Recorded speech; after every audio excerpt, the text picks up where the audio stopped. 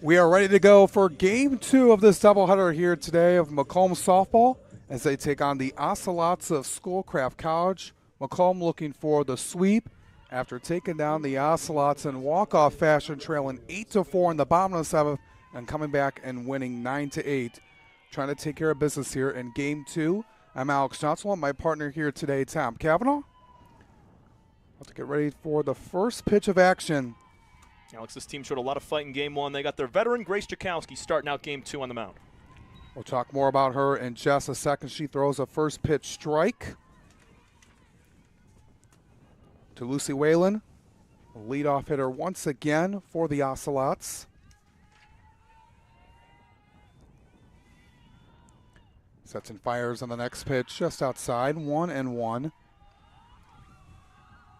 She was great in that leadoff spot last game. Scored twice, did not record a hit, but she found her way on twice via the fielder's choice and a hit by pitch.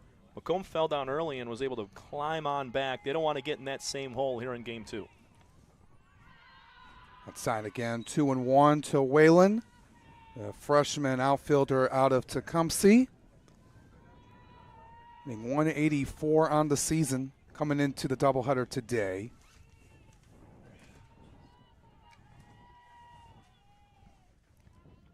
Jakowski gets set and fires for the 2-1. Up high. Alex, that first win today, very pivotal for this team. It's a huge win because 2-3 looks a lot better, a lot more motivating than 1-4 in conference play, which is what Macomb would have been if they didn't put together that 5-run seventh inning. They're right in the midst of things here in the conference standings now.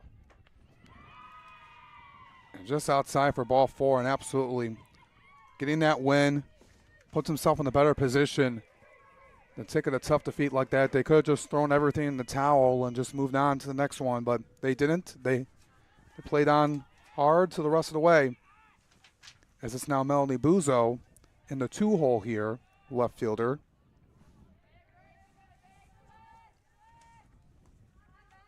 So leadoff man on here to start the ball game. Yeah, Buzo's moved up several spots. She was the 6th hitter back in Game 1. Now in the 2 spot as Whalen's able to scoot up. Yeah, she was just hesitating. Looked like she was going to get picked off, but instead she's able to get to second base, no problem.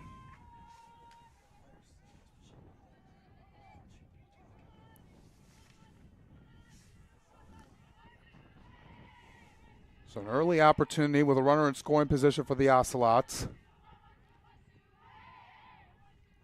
Jakowski throws up high.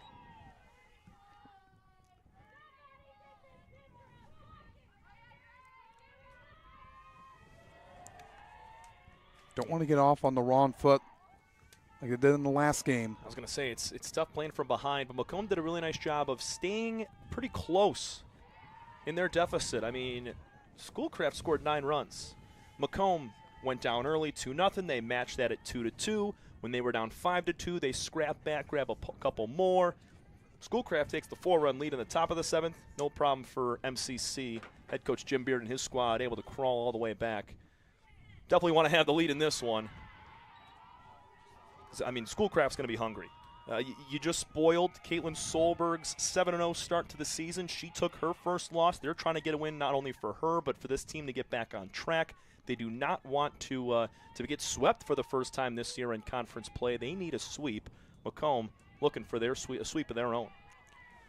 See what they can do here. 2-2 pitch. Tipped in the glove for strike 3. That's the first strikeout of the ball game for Jakowski. Now brings up Sydney Scoggins. A lot different from what we saw in Game 1, where there was only 2 strikeouts by the Ocelot team the entire game. Maddie Robertson, she pitched fairly well, did give up a chunk of runs, but also, I mean, really just didn't let things get out of hand, got the big outs when she needed them to keep it relatively close for Macomb to be able to mount a comeback. Scoggins was the bright spot in that game. Had a 4 RBI day, a couple of doubles. She was clutch for them. Really, it was the 2, 3, 4 hitters. A lot of Scoggins and Solberg, all with big swings to bring in runs. Done her job as a sophomore leader on this season from Brighton. Hitting over 350 coming into today's double dip. Popped up right behind home plate and out of play. So you had Whalen leading off in center, then Buzo batting second and left. Now Scoggins at the plate right now, who's behind the dish again today. Then Caitlin Solberg, the designated player in the cleanup spot. That should be followed by Olivia Makowski at short. Caitlin Rosicki getting her first action today over at first base.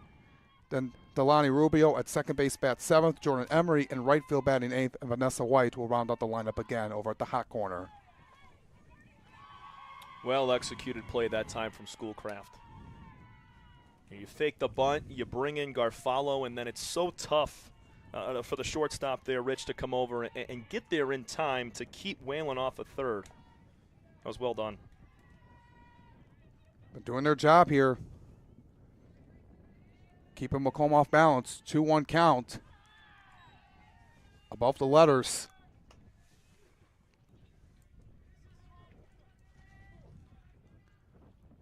Three and 1 now.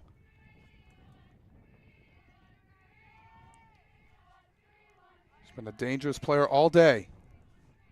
Sets and throws and gives her the walk. Didn't want her to do some damage.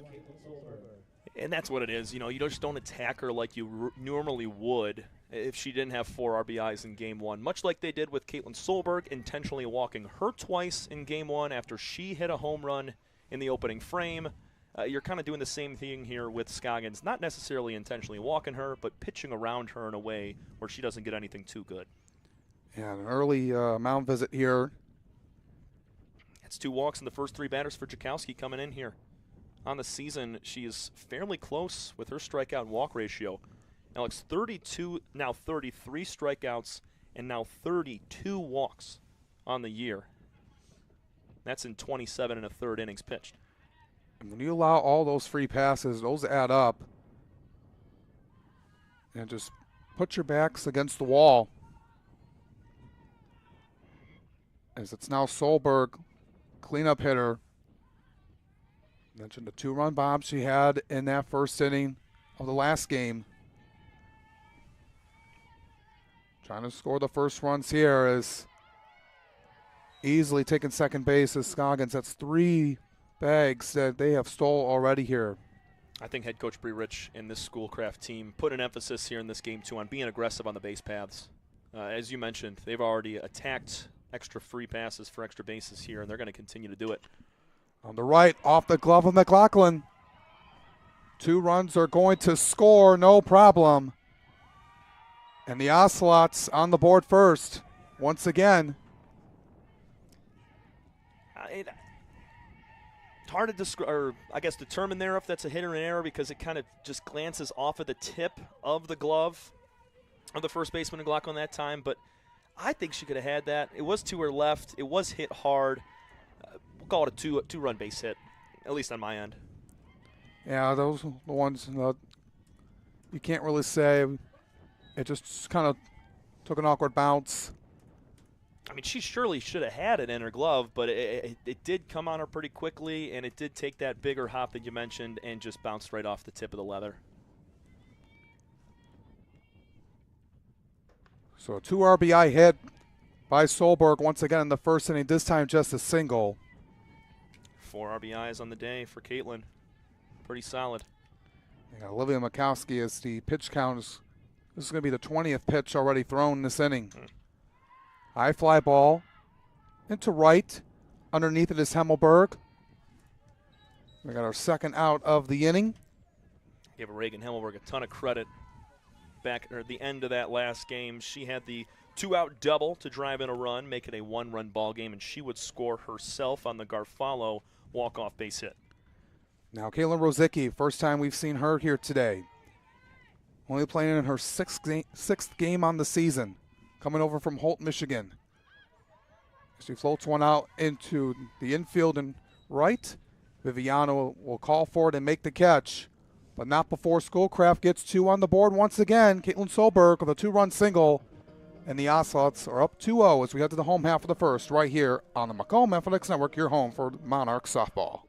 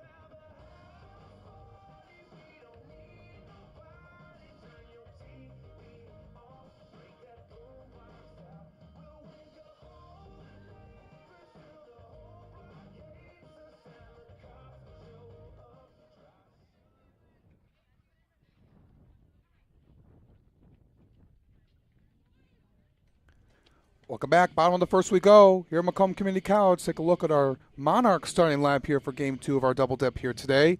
Reagan Hemmelberg will lead it off in right field and should be followed by Lexi Garfalo over at third base. Kaylee Viviano had that home run in Game 1, is in the 3-hole over at second. In the cleanup spot, once again, Aubrey Rich at short. That should be followed by Paige Muhlbrandt, who had a great game in Game 1 as well. She's in left field. Maddie Robertson will be the DP, batting 6th. That'll be Riley McLaughlin at first base, batting 7th. Cindy Urban will get her first plate appearance today. She's behind the dish for Game 2. And then rounding out the lineup once again, out in center field, Alexa Yaklin. And they're going to be facing on the circle here for the Ocelots will be Riley O'Connell. And Schoolcraft is looking to get a split here today. A little bit of a half swing right back over to O'Connell. She'll throw it over to first base. That is Caitlin Rosicki for the out, but... So our field umpire, Bill Androstini, Allison Drini, my fault. He just gave Reagan Hemmelberg a warning. Seemingly veering in and out of the baseline there, made contact with the first baseman, Kaylee Rosicki, and our field umpire saw it immediately. He wants to cut it, the banter on both sides. He just issued a warning to start. So anything else from either side, there's going to be someone tossed out of here. Yeah, it's just early on in the ball game as Lexi Garfalo swings and misses. Tensions rose towards the end of that ball game. I mean, this is a testy rivalry between two of the best teams right now projected in the Eastern Conference of the MCCAA, and the Ocelots just had a win pulled under the rug completely of them, and they were not ready for it. So on both sides, there's, a little bit of emotion, and you just got to focus here on Game 2, getting a win, because that speaks louder than words. Yeah, I thought like maybe you took it for granted if you're the Ocelots having a 4-run lead. I'm not saying by any stretch of the imagination that's nowhere safe, but anything can happen. On the last 3 outs, and the Monarchs did just that. I mean, we saw one walk and one error, but pretty much everything else was good, solid hitting from Macomb. They had made contact well all day long, and they're looking for the same sort of thing here, especially in the top half of the lineup, because we saw good swings from 1 through 9, but we saw a fair amount of strikeouts, I think 4 or 5 of them in the first 4 batters of this lineup. So being able to get more bat to ball, going to pay dividends. Garofalo had that walk-off single. Sends it down the left this time. Stays hot. Does her job with a one-out base knock. So take a look at the defensive alignment for the Ocelots here in Game 2. You got Melanie Buzo in left, Lucy Whalen in center, Jordan Emery on right field. And over on the left side of the infield, got Vanessa White at third, Olivia Makowski at short. And on the right side, Leilani Rubio at second, Caitlin Rosicki at first, and behind the dish for Riley O'Connell is Cindy Scoggins.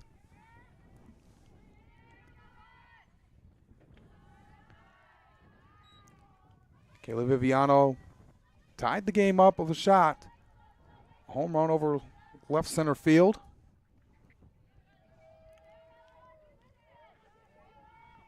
Back in the first game, O'Connell gets into her motion.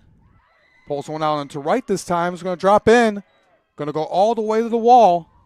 Rounding third base and stopping there is Garofalo. And a stand-up double for Viviano. She's had herself a day.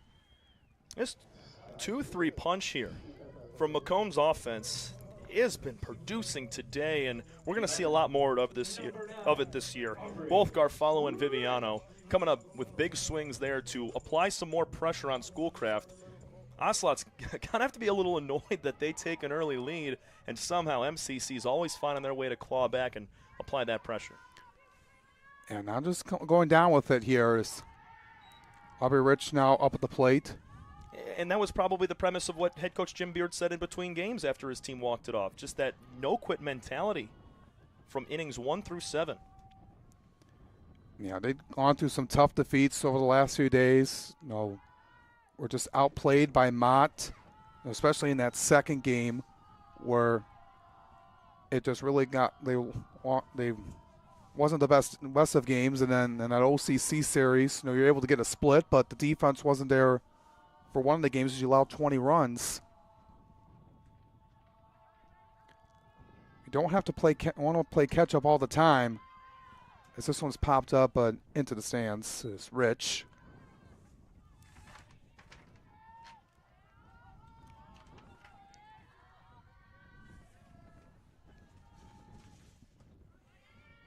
Hitting .340 on the season is Aubrey. Ground ball to short will do a job right here. 2-1 pitch. Popped up right over to second base. Charging forward and making the catch is Rubio. One thing we're seeing, at least in this series here from Macomb, runners on second and third, less than 2 outs. They have struggled to get runners in if it's not a line drive base hit. We've seen those infield pop-ups. We saw a shallow fly ball out to left field back in game 1 that could not get the run in. Got to be a different approach to score these runs with less than 2. Neil Brandt will look to do the job. Swings and misses on that one. As we take a look at O'Connell this season, so far making her 8th appearance, her 4th start, 2-2 record. 32 2/3 innings pitched, 11 earned runs allowed in this season with the ERA right at 3 on the nose. 14 punch-outs compared to 10 base on balls. It's been a solid piece in the rotation for the Ocelots. Freshman out of South Lyon and played at West Bloomfield High School. 1-1, way up in the air, right behind home plate. Scoggins, does she have enough room? She does not. And back to your point, Alex, it's always good for a team, and it's going to make you better. When you have multiple stalwart pitchers on the mound, you're able to have both Caitlin Solberg, and then you bring in O'Connell as well to shore up game 2. That's great because there's a lot of teams that really just depend on one girl to go out there and throw for 14 innings, close to 200 pitches, and it doesn't always, result in wins in a doubleheader. You might get game 1, but sometimes in that game 2, you start to taper off a little bit. The only one I can think of that continues to kind of negate that is Maggie Boehm, who played over at Mott. She was able to go for 200, 250 pitches. But Grace Chakowski, she's been able to do it before as well for Macomb. Just makes you better when you have multiple. 2-2, back out of play. So golden opportunity here to tie the game back up like you did in the last game.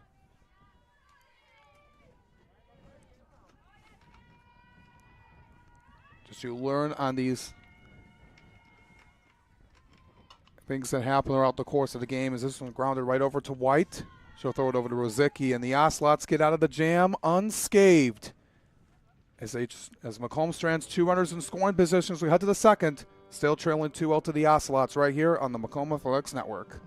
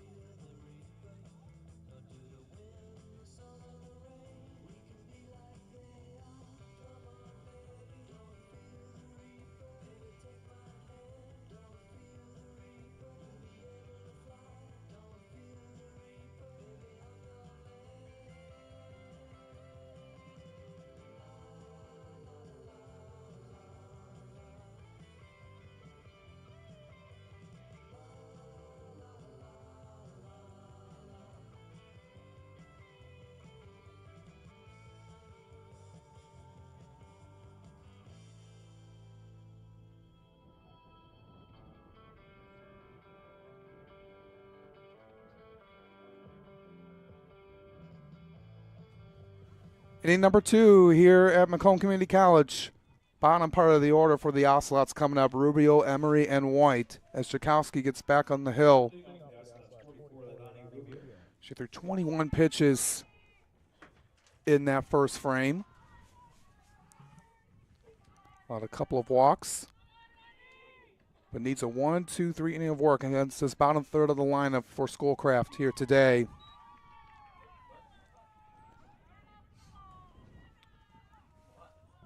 And just after the first pitch, it's a conversation between head coach Jim Beard and our home plate umpire Bob Lineberger. I think they're meeting with both coaches. This has got to be something outside of just the game of softball right now. But anyways, we look at these final 3 hitters right here. 2 of them, Leilani Rubio and Jordan Emery, they haven't played yet today. Now, Vanessa White had a really nice day. She had a couple of hits and a walk, scored twice back in game 1. But Rubio and Emery are getting their first swings of the afternoon. Let's see how it pans out here in the second frame. So it's 1-0 is the count on Rubio. Freshman out of Melvindale. Playing in her 6th game on the season, has driven in 2 runs.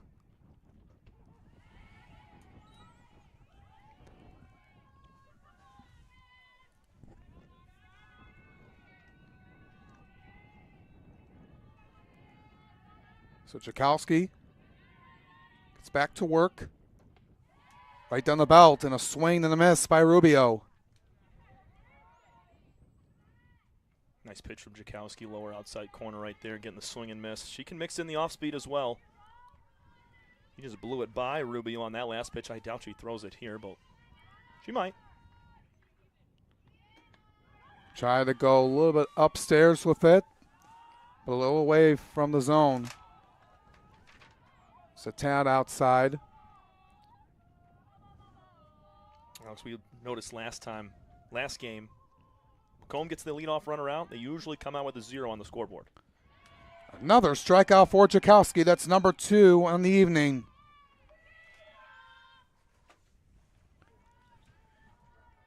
It's a good start. Absolutely. And they scored in the first and the second innings, getting both runners aboard in those 2 frames. This is back in game 1.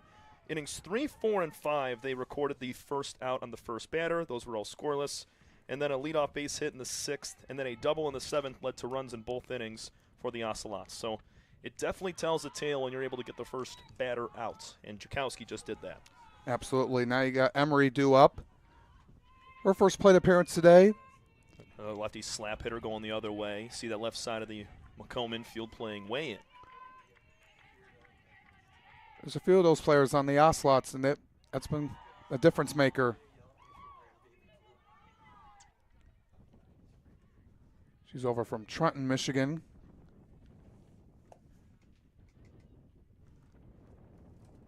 Spending some time here in game 2. Went upstairs with it, and went after it was Emery. Got nothing on it. Count reads 2-1.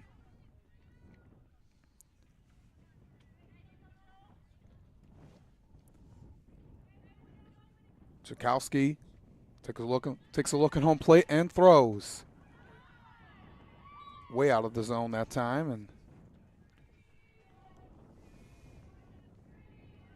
got to have it here. Emery runs well. As we mentioned, Vanessa White sitting on deck. 2 hits in game 1. So her bat's fairly warm at the moment. Able to clip it inside to her. The inside part of the plate to run the count full on the number 8 hitter, Emery. Grace is a sophomore, too. She's got that experience. When she gets in those high-pressure counts, she's able to deliver right there. 3-2, swing and a miss. Back-to-back punch-outs for Grace Tchaikovsky. 2 gone here in the 3rd. Brings up the number 9 hitter, Vanessa White. That was money right there. 3-1. You throw back-to-back pitches. Go inside with the first one, back outside and high with the last. Huge strikeout right there.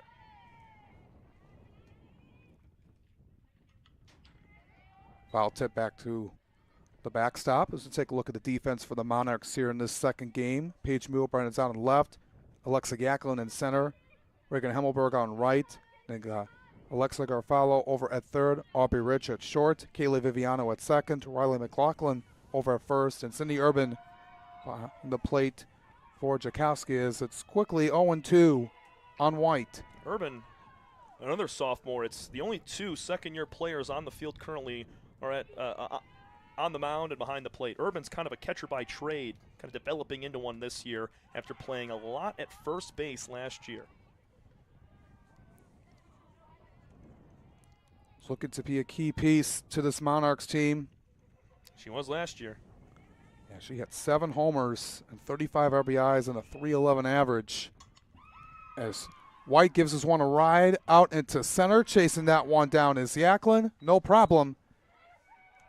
And the Monarchs retire the Ocelots 1-2-3. Head to the home half of the second. Still 2-0 Schoolcraft right here on the Macomb Athletics Network, your home for Monarch softball.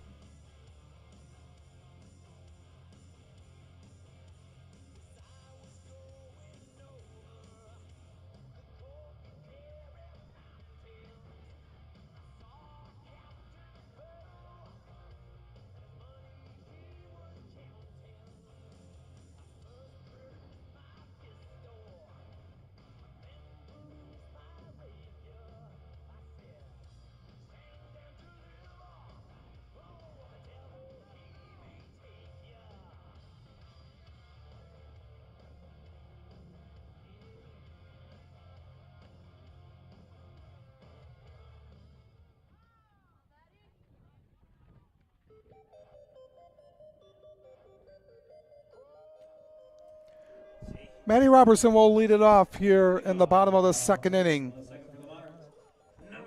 It's 2-0 Ocelots after they're trying to get revenge after getting shocked in game 1 after blowing a 4-run lead in the bottom of the 7th.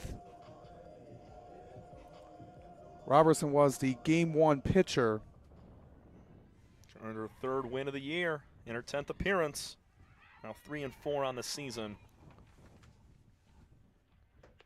Wasn't her best outing, but you know, you just got to tip your cap to the offense there for picking her up in those final innings. As we said, 7 of the 9 runs that were scored by Macomb were produced in the last 3 frames. Yeah, and the offense has picked it up. You know, especially in the last 2 series. You know, OCC, they were able to get runs, but only able to come away with 1 victory there. And then you look back on Friday, it was just night and day. It was just the offense was just pretty much non-existent for the most part in that doubleheader against Mott. And only getting a couple runs across in each game. And even still, you go scoreless in the first inning.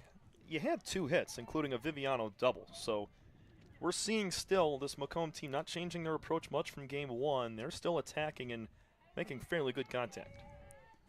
1-2 now. Robertson. O'Connell throws. It's outside the plate. We won't be back here till I think April 5th. Doubleheader against OCC. It'll be the second time they play the Owls this year.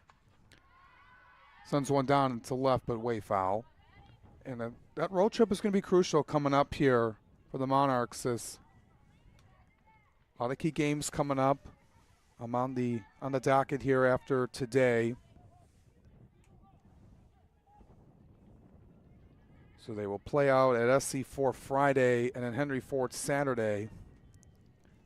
2-2 pitch.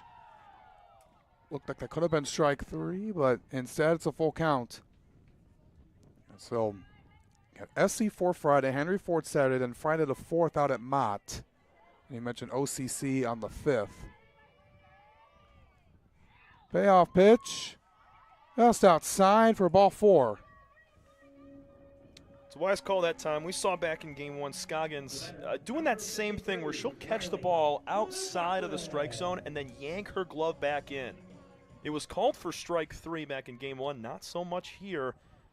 That one was definitely off the plate, and Scoggins just tried to save it by yanking the glove back. But leadoff batter aboard. Well done from Robinson. Sent this one out of play as McLaughlin.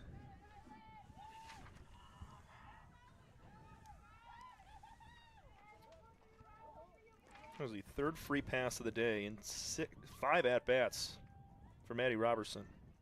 Walked once and hit by a pitch back in game 1 and picks up another one. Fouled again. McLaughlin had a big swing at the end of the game as well for that walk-off. RBI single in the 7th to keep the train rolling.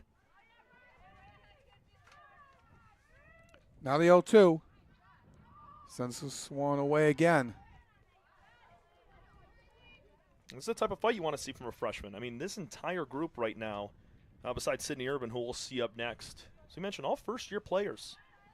And it was kind of baptism by fire early in the year. Had to play Indian River, a lot of other good teams down in Florida. And you're starting to see this team come together a little bit. Nice shot. Right off of O'Connell. It'll be a tough play. She'll throw it over in time. Able to get there. Rozicki to glove it up. It's by about a half a step. Despite the call either way, that was a heck of a play from Riley O'Connell, who's being checked on right now. She got hit hard off of just about one bounce. Had the adrenaline rush to go pick it up and throw on to first. And how about Rozicki's scoop as well? That could have been 2 on, nobody out. Maybe even Robertson moves up to 3rd if the ball gets by the first baseman. Hopefully O'Connell's all right. Yeah, they're taking a look over at her right now, just checking everything.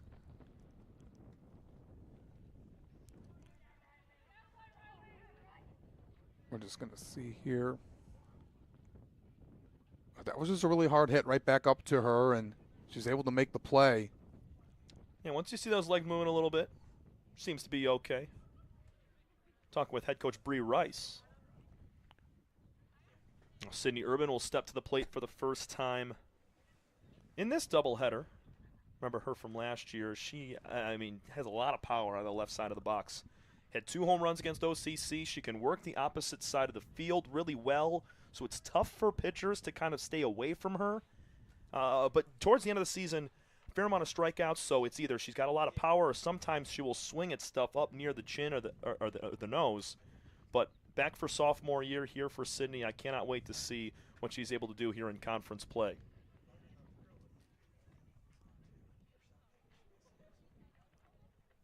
They're just throw a warm-up pitch. As Urban is going to head to the plate.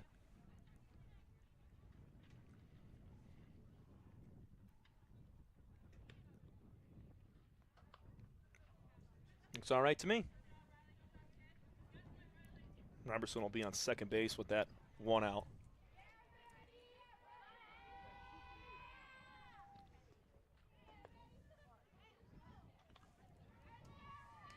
So 2-0. Monarchs trail.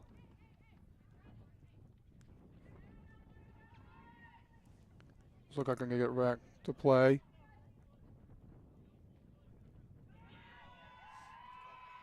And they're going to say she was out at first.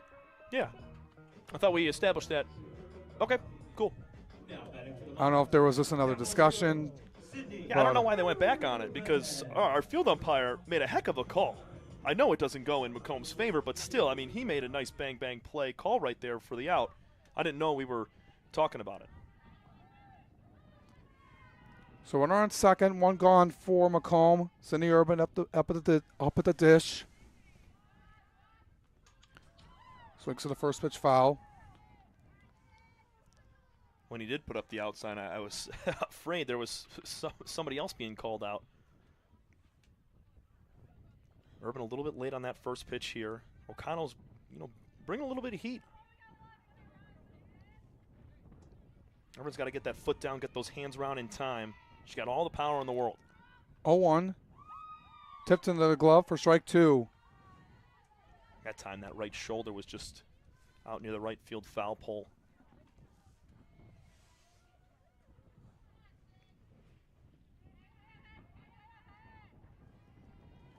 O'Connell getting herself set and throws.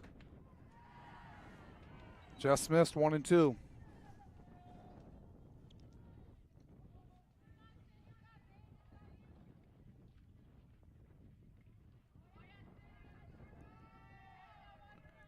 O'Connell sets and fires way outside.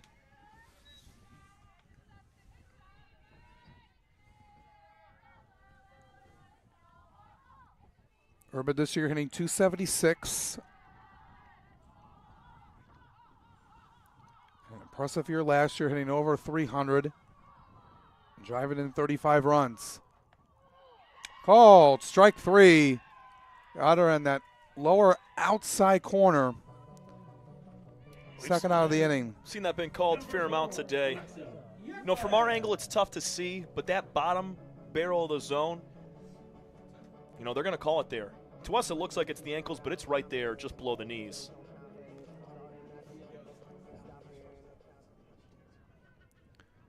Alexa Yaklin now. That's just a really good pitch from O'Connell. Well execution, tough for Urban to go get that. Up high.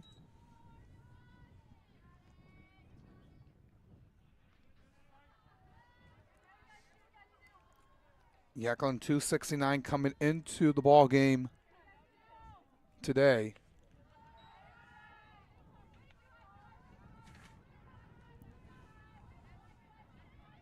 She had a double and a sac fly. I mean, that sac fly was pretty key out to left field. Made an 8-6 ball game, and then Hemmelberg came through, and so did Garfalo to finish. And the bottom of the barrel inside.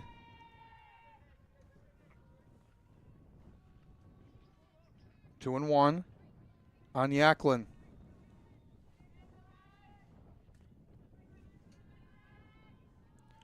Now the pitch. Out of play. Just behind us. Alex, through what looks to be 9 full innings of baseball or softball right now, Macomb's had a runner on every frame, besides the 4th. 8 of 9 innings so far, the Monarchs have found a way to get runners aboard and apply pressure. Going to right field. That's going to drop in for a base hit. Rounding third and trying to score is Robertson. She does. And Monarchs able to cut the deficit in half. Thanks to a single by Alexa Yaklin. Beautiful swing the other way from Yaklin in the 9 spot. She continues to produce for this team. Her last at-bat of game 1 was an RBI, and she comes up big this time. Jordan Emery in right field, she fielded the ball and double clutched.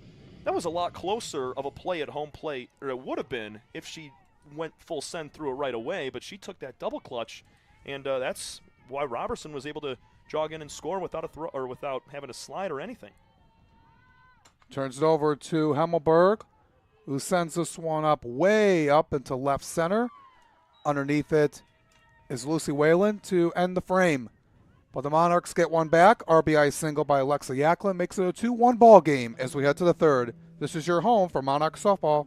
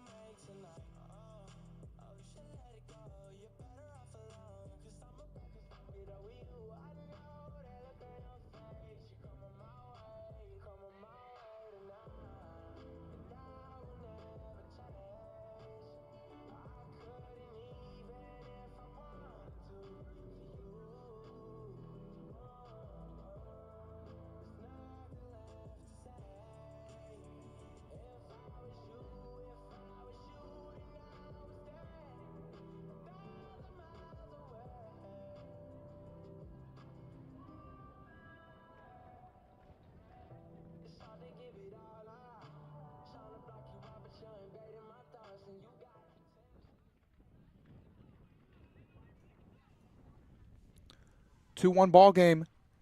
So head to the third inning of play in game 2 of our double dip here today. Monarchs cut the deficit to 1 in the last frame. Looking for the sweep here today. So Alexa Yaklin keeping this team 1 run away. Macomb's always staying close, not letting that lead balloon too high for Schoolcraft.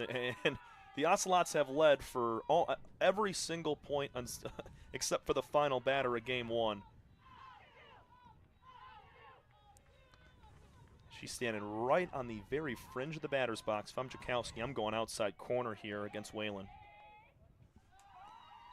Misses away with it. Close. That's the right look, though.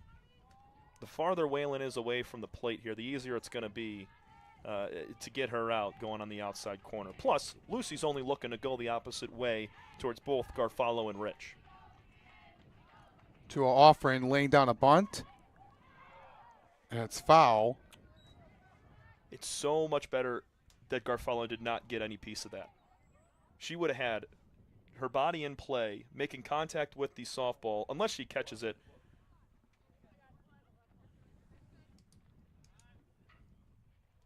We got a pause, too. Looks like she was a little banged up from taking that dive. I think it might be blood or something, but she's fixing it quickly. She's all right. Huh. She was thankful, like you said. She was not down in play to make that.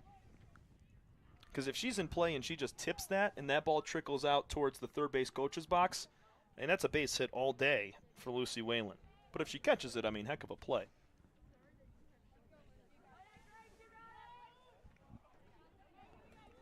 2-1 delivery now from Jakowski. Sent right back. Urban gets a piece of that one off the top of her face mask.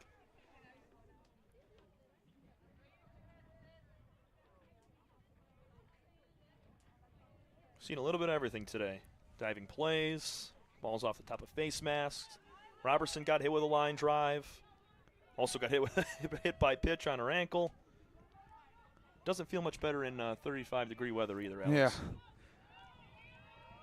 Seen it all here. 2-2 pitch on the way. Takes a bounce into dirt into the backstop.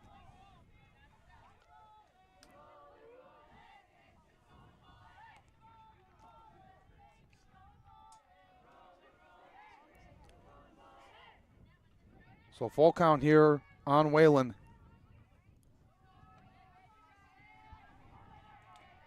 Now the payoff pitch on the way. Lost her below the knees. Not by much. It's a little bit low from Jakowski. Most of the time she's going to deliver a strike in that situation. High pressure, 3-2 count. But it's a leadoff batter aboard here for Schoolcraft, and when they get that leadoff gal aboard, they find a way to score, and the next 2 or 3 hitters here are going to be a problem. You got Buzo up right now. Struck out her first time up in this game. Got to keep an eye on Waylon, who stole second and third. She was being active. It's on Sydney Urban to for her to be ready behind the plate to get that throw down, and also the middle infielders to communicate who is going to cover that base on a steal attempt.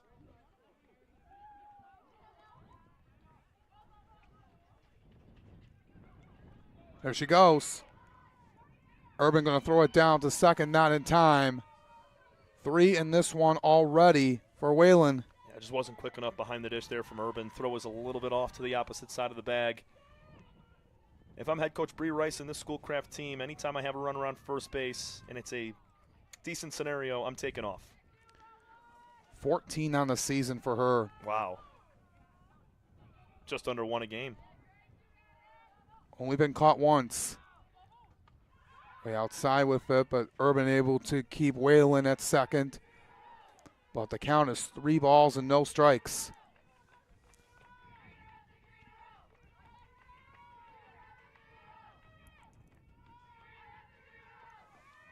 Now the pitch.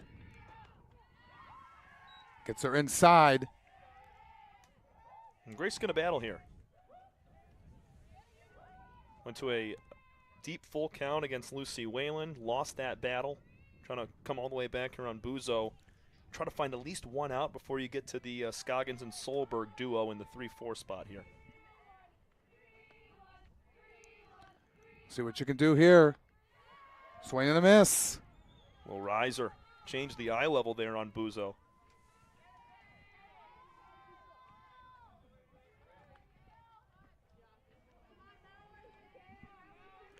And the sun also starting to set over the right field wall there. Going to start playing some tricks with hitters and our catchers. 3-2. Called strike 3. The top part of the zone. Waylon able to steal third, as Irwin couldn't get the throw over to Garfalo in time. It's still an impressive battle right there from Grace Jakowski. We said it. She's in these situations fairly often, and she finds a way to work out of them. Goes from 3-0 down all the way to striking out Buzo. Second time Melanie has been punched out today. Now it's Scoggins again. Takes a first pitch strike.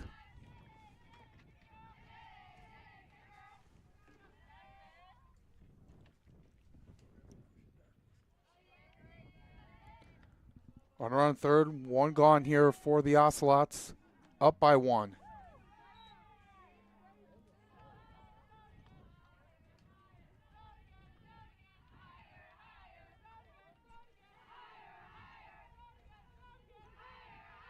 Jakowski looking over. Best result here from Macomb is a ground ball to the corners or a shallow fly ball. Going inside, 2-1. Pitched around Scoggins last time. She did score on the single from Solberg, who's on deck. Situation like this, probably attack her. On this 2-1. Got her inside, but couldn't get the strike because she's once again in a 3-1 count. It's a tough pitch to lay off. I mean, Scoggins has found success with the inside pitch today. She does not chase that one. Now the pitch again. Right back to the screen.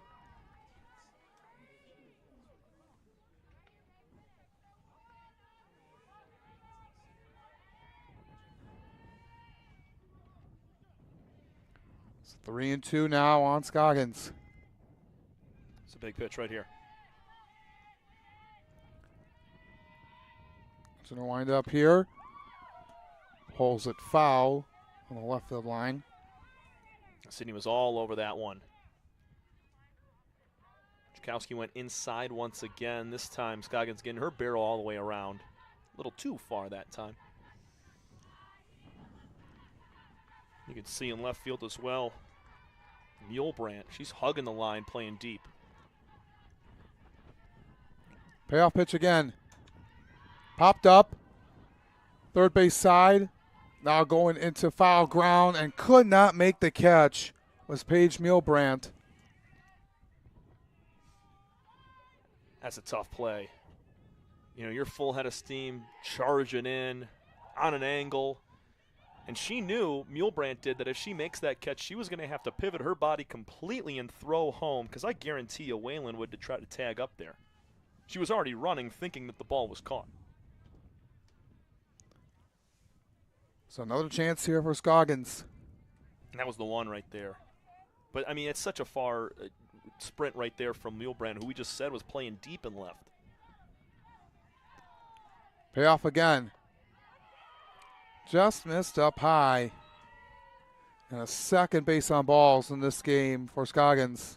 I love that pitch from Jakowski on the mound. She went back to the off-speed, tried to freeze Scoggins on the outside corner. She did so, but the ball missed by just a tad. That's a lot of confidence there going with your off-speed in a 3-2 count like that. Now Caitlin Solberg. She had the big swing back in the first. Pulls one out into left. Milbrandt able to make the catch that time. Whalen going to score on a sacrifice fly, and it's back to a 2-run lead for Schoolcraft. Well done from Solberg. Just got it out there deep enough. Did not have to hit the snot out of the ball. Just found a way to deepen up. And with Whalen's speed, she's going to score, even if that ball wasn't hit as deep there. Now Olivia Makowski.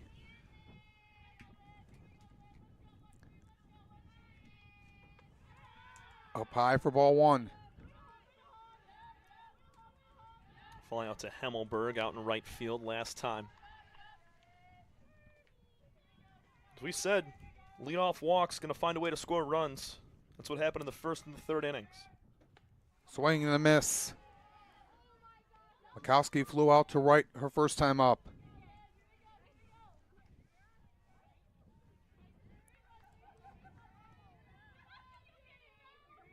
Jakowski set and will throw, and another swing and a miss.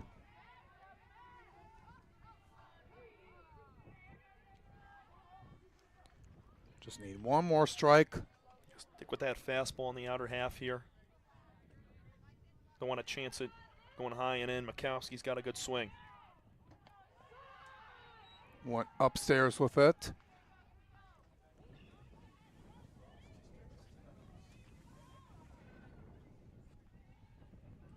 Two's across the board right now. They're wild, baby. Scoggins, she's ready to take off on the swing.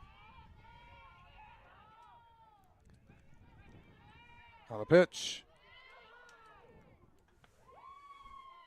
Could be ball 3. That looked good. And Scoggins will steal second.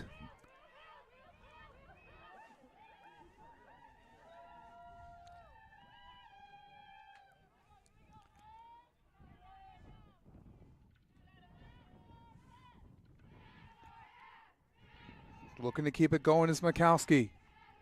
In a full count. High fly ball into right. Hemmelberg right near the warning track, able to haul it in and limit the damage. As it's back to a 2-run game now. Macomb trailing 3-1. We head to the bottom half of the third frame right here on the Macomb Athletics Network.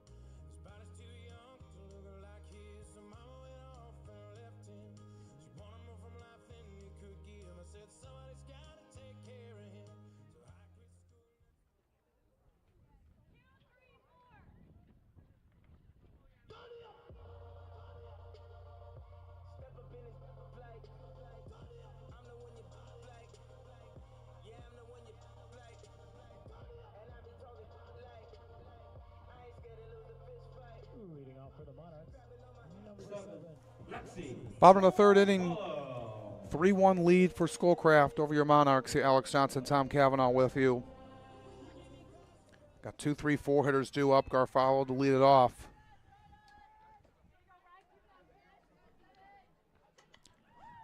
Sends this one out of play on the first pitch. And wind's starting to pick up too. You can see billowing and both the sweatshirts, our home plate umpire's pants there. It's really blowing in hard from right field. See how that plays a factor here. Rest of the way. On the ground, foul. It's definitely not a lefty hitter's day. And pretty much everything, Alex, we've seen out to right field has been caught or it's dying immediately. There hasn't been anything, well hit out to right field. I'd say besides the Viviano double, that's probably it.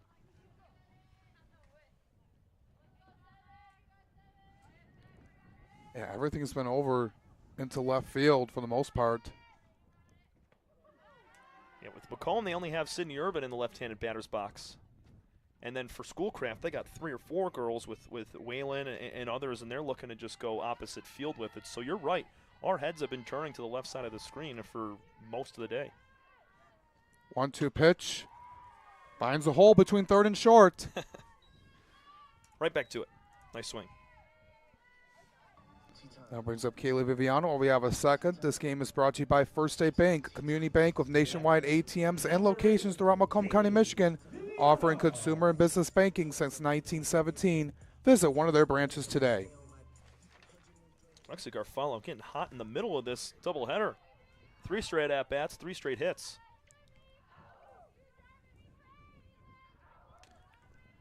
Viviano sees that first pitch go way up.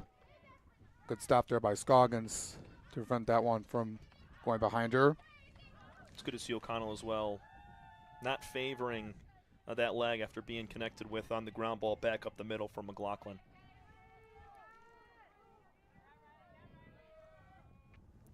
1-0.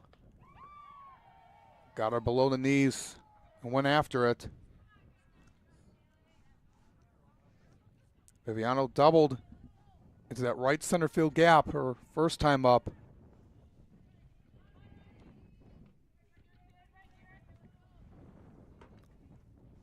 On the 1-1.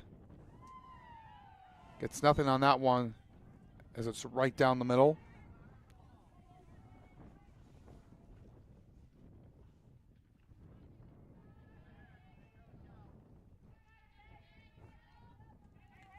O'Connell takes her time and sits down Viviano.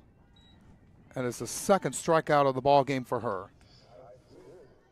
Now batting for the Monarchs, number 9. And Viviano, ever since that home run back in the first inning of Game 1, she is now 1 for 5 with 3 strikeouts. She did have that double to start. But right now, O'Connell knew exactly what to do with her, going low and inside, getting those 2 swing and misses to end it. Same thing here. Aubrey Rich popped out to second. In her first at bat here.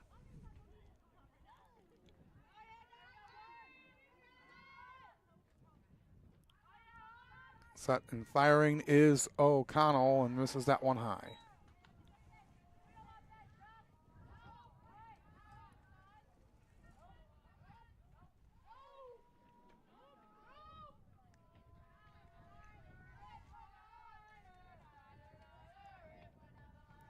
Now getting set and throwing again is O'Connell. As this one sent up into the air, up and to left, going right near the warning track, able to make the catch, Melanie Buzo. She was scaling back to the track on that one. And it turned once, then the other way. Looked a little shaky, but able to make the catch for out number 2. Nice swing from Rich. She had a pretty good swing on it, just a little bit underneath the softball, which let it hung up there and gave Buzo time to go grab it. Paige Muhlbrandt grounded to third to end the first frame. She was 3 for 4 in Game 1. She's been swinging a hot bat as well. It's been picking up for her. Came in hitting .346 on the season. Drove in 18 runs coming into today as well.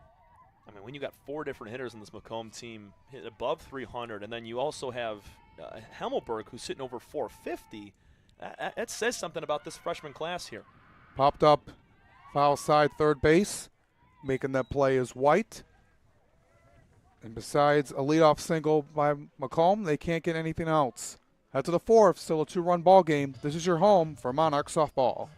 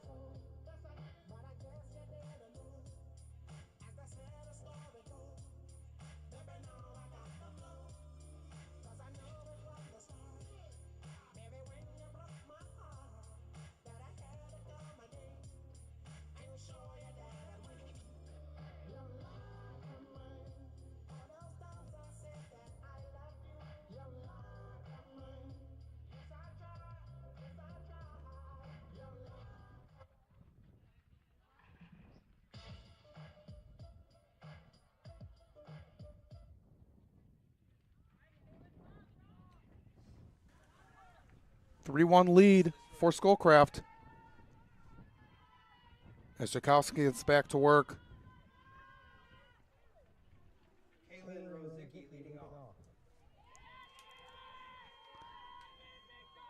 going to be the 6, 7, 8 for the Ocelots here.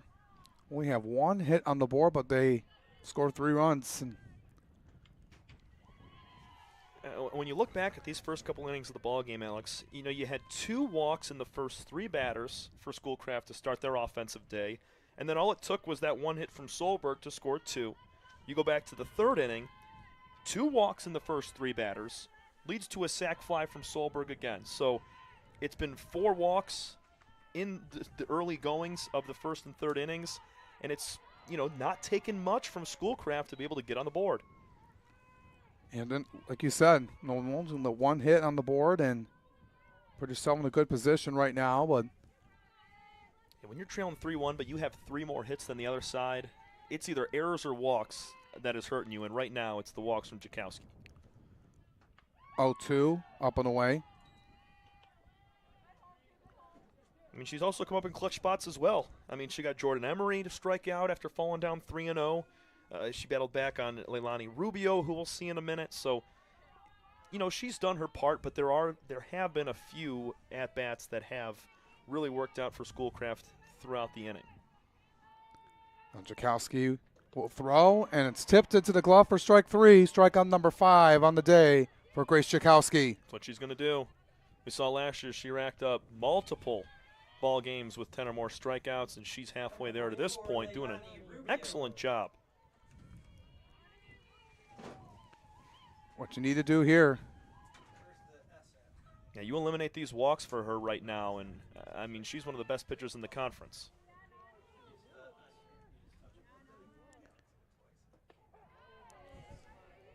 That's the first pitch strike to Rubio. She had 97 punch-outs last season. Oh, yeah.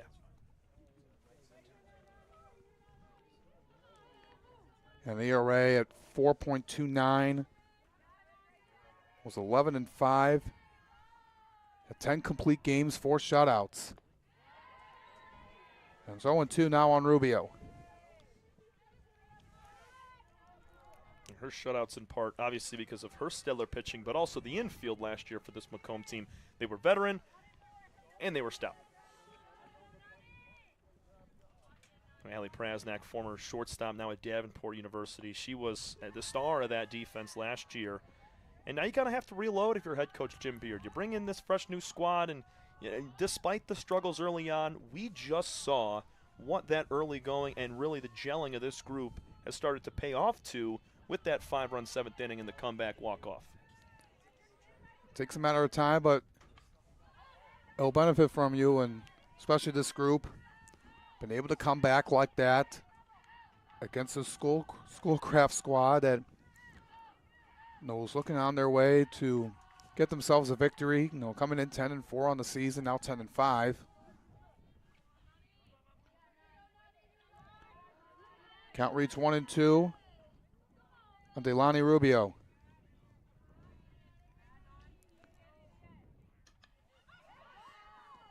Out of play again.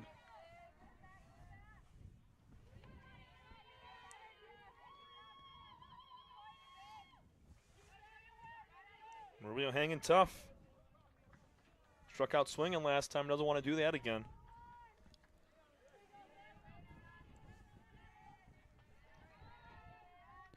Jakowski with the 1-2 pitch. Drop third strike, but able to pick it back up. Is Urban over to McLaughlin. And that's 6 now on the day. That's just such a good off-speed pitch. Rubio was not expecting it at all.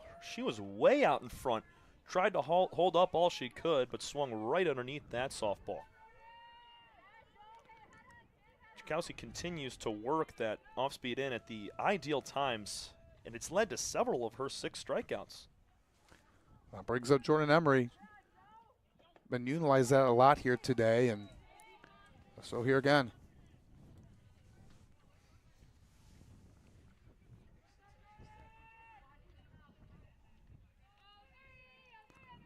Now Jakowski looks over at home plate. Gets a sign from Urban. Swing and a miss again. And she's in the zone right now. And 2 strikeouts in the second. 1 apiece in the first and the third. Trying to make it 3 here in this inning.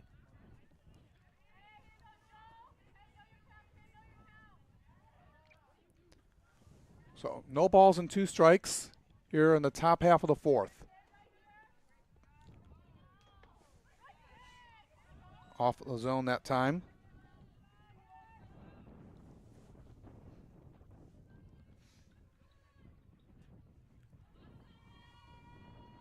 We'll look over here again.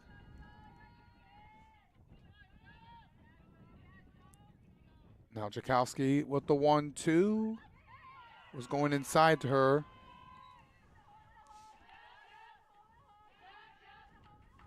Alex, don't want to take away from this softball game, but out in right field, one of our fans watching here today, a former player here at Macomb, Demarion Fishburne of the men's basketball team. He's hanging out watching some Macomb softball here on a Tuesday afternoon. Called strike 3, and Grace Jakowski has struck out the side here in this 4th inning. And that's 7 strikeouts on the day for Jakowski. Grace is playing incredible right now. She just 3 strikeouts in that inning, completely takes the confidence out of Schoolcraft. And this Macomb team, they're going to come ready to knock in some runs here in the 4th. We'll see what they can do here when we come back. You're home for Macomb softball right here on the Macomb Athletics Network.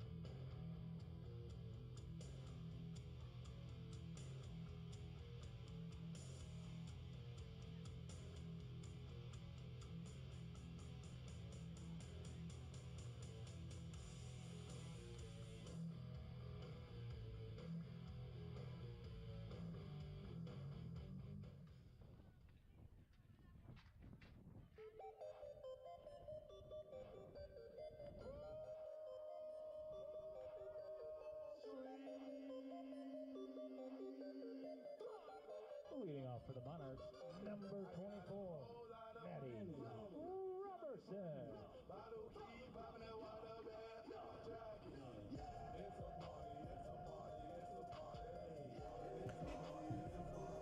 6, 7, 8, 2 up for Macomb. Robertson, McLaughlin, and Urban this inning.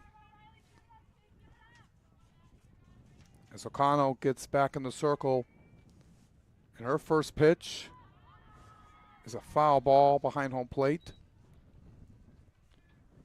Robertson started off the second inning with a walk.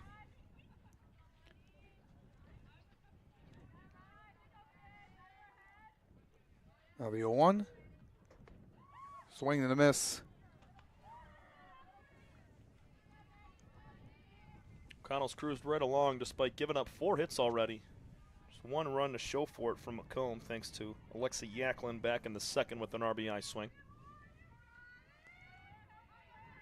Now O'Connell's 0-2. Just got a piece of that one.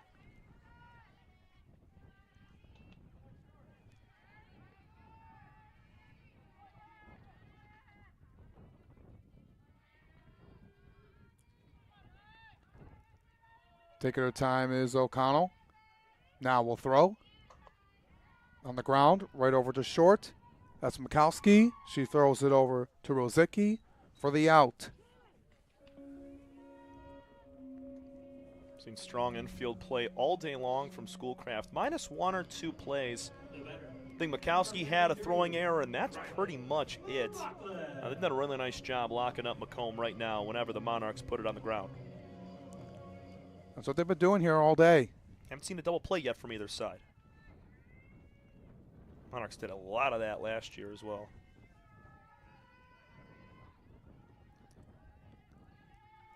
McLaughlin 0 for 1. O'Connell right now having trouble getting her sign. Now we'll throw. Swinging at the first pitch. And a fly ball right back up to center field. Making the catch is Waylon for out number 2. 2 quick ones. O'Connell trying to have a very short inning here in the 4th. Macomb running out of opportunities to make their comeback. I mean, if they want to score 5 more runs in the 7th inning, sure thing, but you'd like to fight and chip back before then. Urban's getting her second crack at it today after striking out looking her first time. Being aggressive with the first pitch again. This one out into left field, going all the way back. At the wall is Boozone looking up, and that one is out of here. A solo shot off the bat of Sydney Urban, and just like that, it's a 1-run game. Urban legend goes deep once again. Opposite field power. We talked about it earlier when she came up to bat the first time.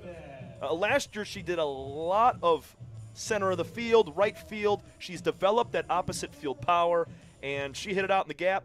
The wind that we said was blowing in from right field has kind of moved to pushing out towards third base in the corner there.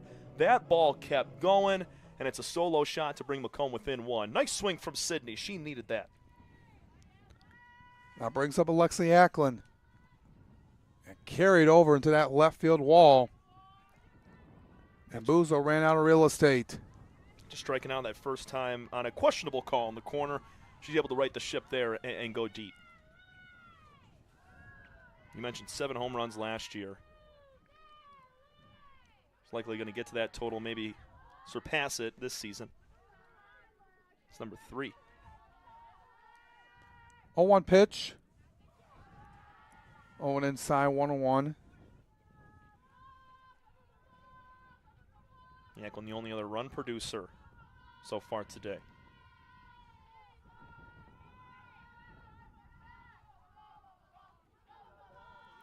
Now the pitch. Fouled away.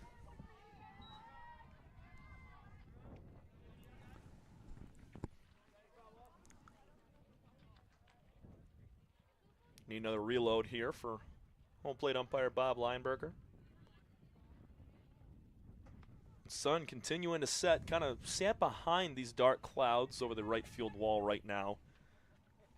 I know we have a few innings left to play. We might be creeping into darkness, but I think we're able to squeeze in the next couple. 3 more innings to go. 1-2 pitch now. Out it to left. Going all the way back this time, and that one is a foul ball. Oh, so close.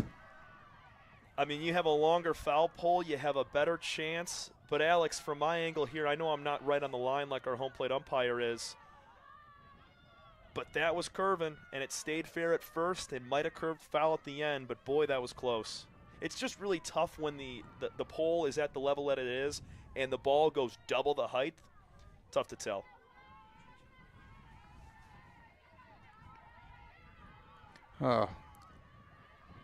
Telling me. That would have been sweet. Back-to-back home runs tie the ball game. Yeah.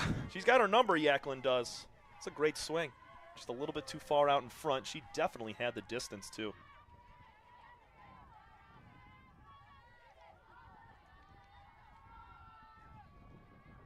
Now O'Connell's 2-2 pitch. In the air to shallow left this time. This is going to stay in, and making the catch is Buzo for out number 3. Macomb is able to get one back off the bat of Sydney Urban for a solo shot to make it a 3-2 game as we head to the 5th inning. This is your home for Macomb softball.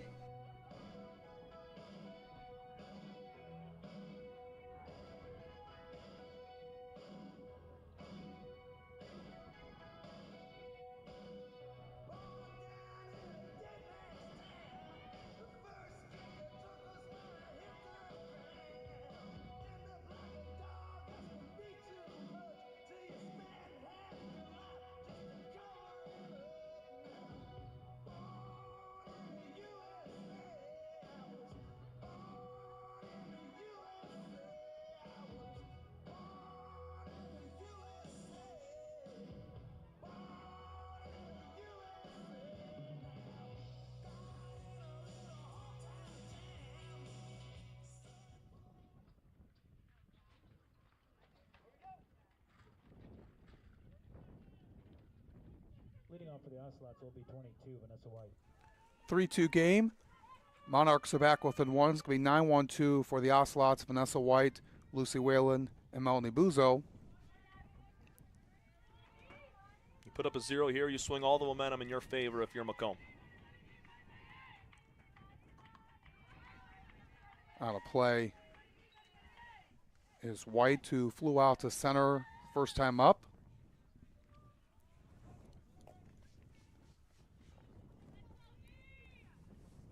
Kelsey coming off a monster inning, striking out the side in the 4th. 2 swinging, 1 looking.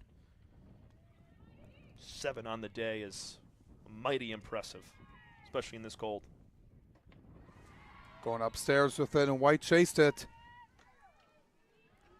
I guess that's the other side of the coin. Tough to hit in the cold.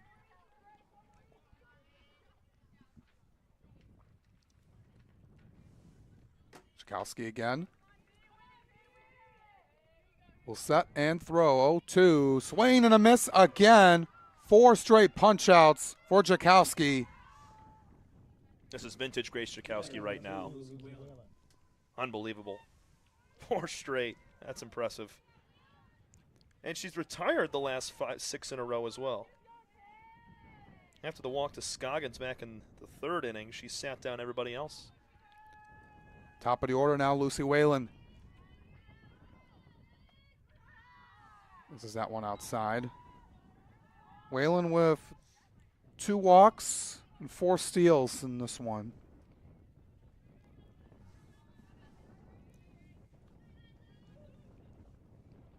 Trying to keep her off the base paths as much as possible. 1-0 is outside again. Trying to slap it into left, like she's been trying to do in that first game.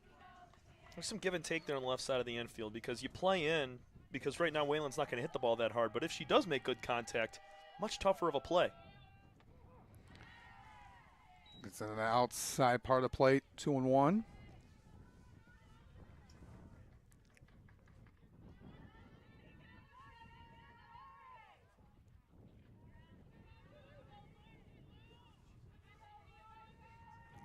As Jakowski will throw again. Back over by the Macomb dugout. It's the one thing about these slap hitters. You know, when you get your momentum going towards the pitcher's mound, it gives you less of a reaction time to get your hands out in front and make contact there. That's why she was late, hitting it over towards Macomb's dugout. Now the 2-2. Ooh. Oh. Didn't miss by much.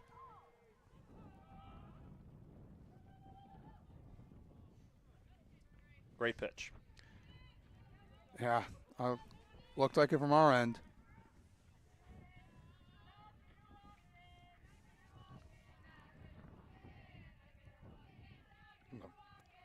Third base side of rubber is Jakowski, and that's another one. 5 in a row. She is on a roll. Can't stop. Won't stop. Let's make it 6, Alex. We'll see. Buzo's 0 for 2 with 2 Ks. I like my chances here. Yep. Let's just not jinx it here. Buzo might have other ideas. Definitely. Maybe still get an out, but Sun's one on the ground. Yeah. She was all over that one. Yeah, I think she heard us from up here in the booth.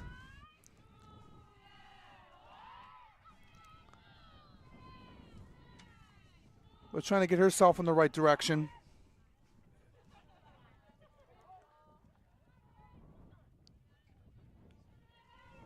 Freshman outfielder out of Brighton in this ball game.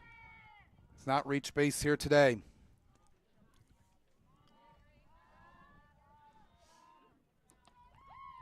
Trying to get her up and inside, but went too far in. Could be the 90th pitch coming up for Jakowski. She's comfortable throwing over 100. Clips in it to the strike zone.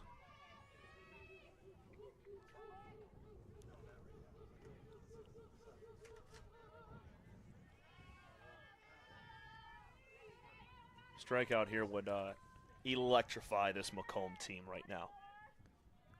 1-2 pitch. Got her! And strikeouts on the day. She has struck out the side once again. All over Schoolcraft, just sending them down left and right. 6 in a row, incredible. I said I like my chances, and boy, that was awesome. Buzo goes down for the 3rd time. You were right about that, Tom. Let's go bottom 5, down by 1. We'll be back here on the Macomb Athletics Network.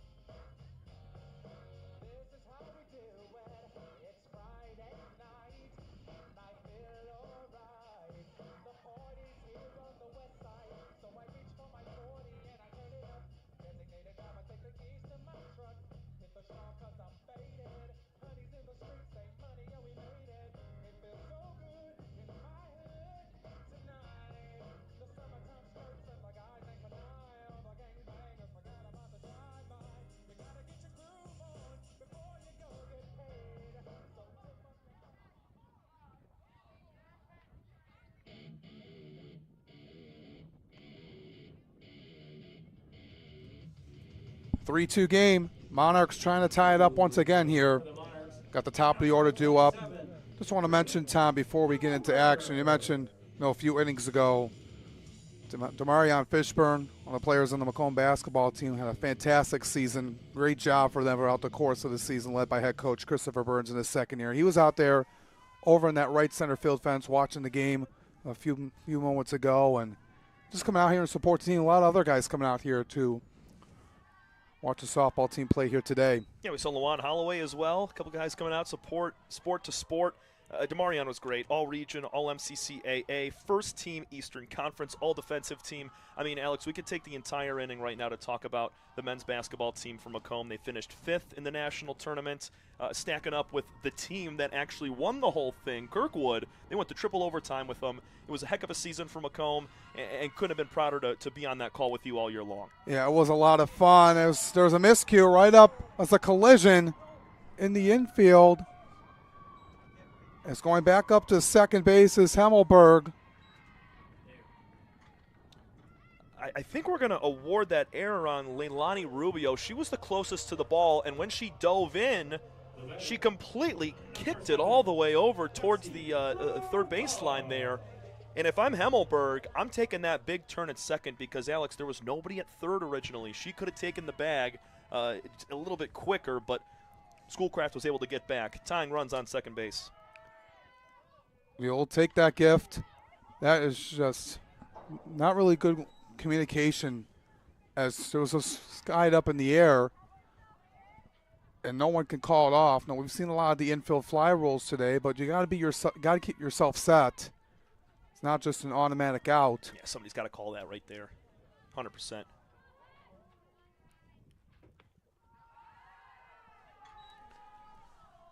Garfalo 2 for 2 in this ball game. 3 straight hits.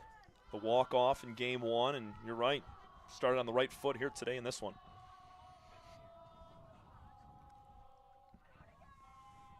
1-1. Fouled off. And after Jakowski once again sat down the Ocelots 1-2-3 via the strikeout, momentum is completely swung in Macomb's favor, because then you parlay that with the error at second base from Rubio. Another runner in scoring position. Out into left field this time, but it's going to go foul. Way out ahead of that one. Connell hasn't mixed in a ton of off-speed. Haven't really seen it work too well here on these Monarchs. It's either she's not throwing it or it's just not working. She's been fastball predominantly for her outing here in the 5th inning. 1-2. On it to left center. It's going to be caught on a line, that time by Whalen. Said it to you in game 1, Alex. Sometimes you just hit the ball a little too hard. Another great swing from Garfalo right there, and it just hung up. I actually wrote a single in my book because it felt like it should have been. But it's a tough line out when you hit the ball that well. Well, brings up Kaylee Viviano. 1 for 2 here in this game. Trying to tie it up here. Swings and misses.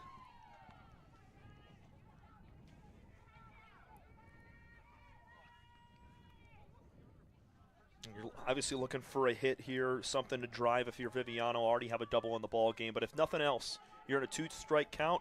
Ground ball to the right side moves the runner over. High fly ball into left, but this one is going to go way into foul territory.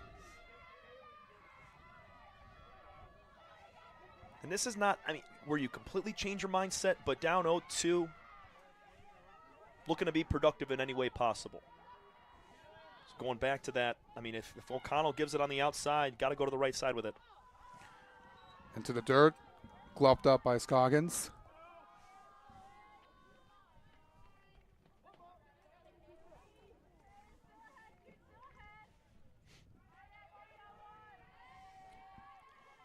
So a count reads 1-2. 1 away here in the home half of the 5th. And it gets her to go down swing on a nasty pitch right there. That was a huge strikeout for O'Connell and Schoolcraft right there. That was the off-speed that we had not seen much of, and it works to perfection on Viviano, getting her to swing right underneath. I got to clutch up with 2 outs. Something Schoolcraft's done well today. Macomb got to answer. Got Aubrey Rich now with the dish. Urban had that 2-run blast last inning. It's time for Rich to come up big.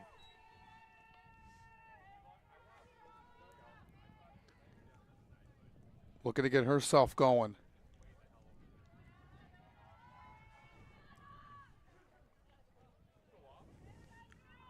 Oh, 1 on the way. I'm going to say that hit her. Catch was made by Scoggins, so it must have just glanced. But now you got 2 on. If you're Schoolcraft, it's a good thing because now you have a force at any base, but it also gives Macomb a chance to maybe take the lead. Fritsch is able to come around to score.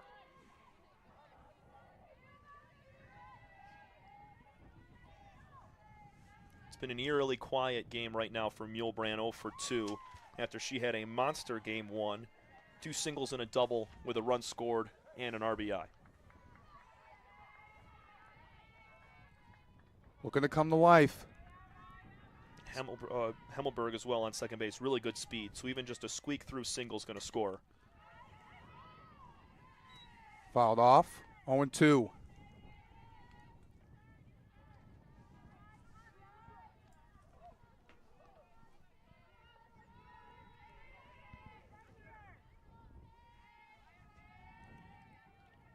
O'Connor will throw. Send this one way high in foul territory. And Buzo there to make the catch. So the Monarchs trying to lead off double and a 2-out hit by pitch. Still trail by 1 as we head to the 6th inning of this doubleheader right here on the Macomb Athletics Network.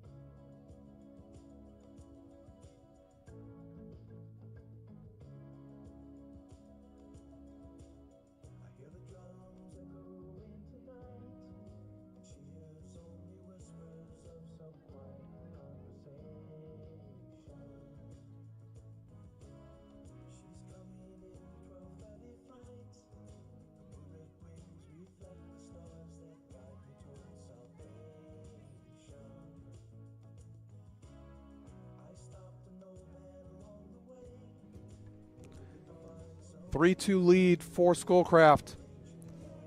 Macomb is just trying everything they can to tie it up here as we head to the 6th inning of this ball game.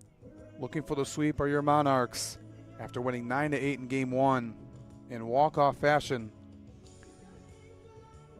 By Lexi Garfalo, it was a 5-run bottom half of the 7th inning. That was thrilling softball to start out our season on the call here for Jim Beard and this Macomb team, Alex. That was fun. Hopefully we get the same sort of fireworks, but maybe not. Hopefully we can grab a few before then and have a lead going into that 7th inning. But Grace Jakowski, how about what she's been able to do over the last couple of frames? Been doing her job. And some, yeah. Retired 6 straight by the strikeout. This is one hitter here for Schoolcraft. Macomb has just not been able to figure out today. Scoggins 4 RBIs with a pair of doubles in game 1. She is 0 for 0 with a pair of walks and a run scored in this one. Just hasn't gotten out today. Jakowski's 1-0 pitch. Low below the knees. 4 walks between Whalen and Scoggins, the 1 and 3 hitters on this team. For Schoolcraft, you get your leadoff hitters aboard like this, usually turns into good things. Right down Main Street.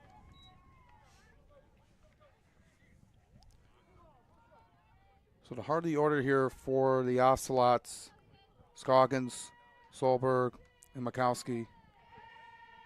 Solberg, the only one with any run production today for Schoolcraft. He has all 3 RBIs.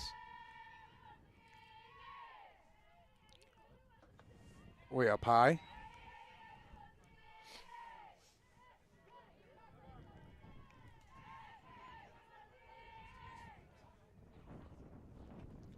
Three one here.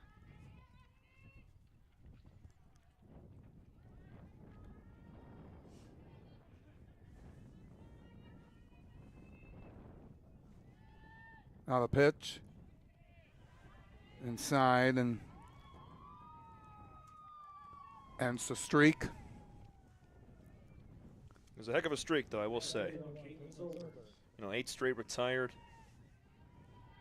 6 straight strikeouts, and that's the 3rd time that she has walked Sydney Scoggins in this ballgame. She hasn't walked anybody else besides Scoggins and Whalen.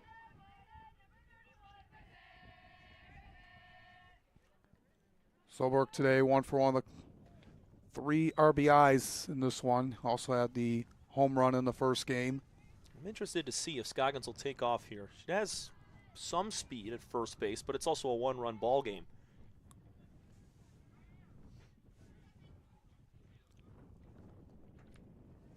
Was thinking about it, goes back 2-0.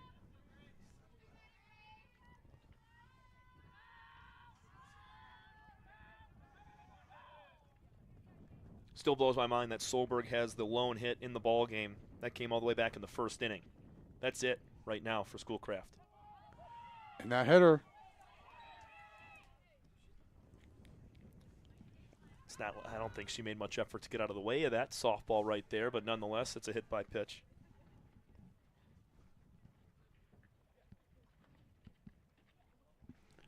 Yeah, didn't see her like move that much out of the way. Not at all. Stood her ground, maybe a little turn to the left shoulder. Got a piece there, but this is where the sophomore Jakowski has to come up big. You know, you have that veteran leadership behind the plate and on the mound in both Jakowski and Urban. I think they may have a pinch runner coming in for Solberg, as there's a conversation between our home plate umpire and Schoolcraft's head coach. Well, we're going to burn daylight. Yeah, not much of it left, and what do you say, 7:50? Yeah, that's what the sunset is. Sorry, you will grab your car, I'll grab mine. Yeah. Get the headlights out there. Yep. Old-fashioned way. Mm-hmm.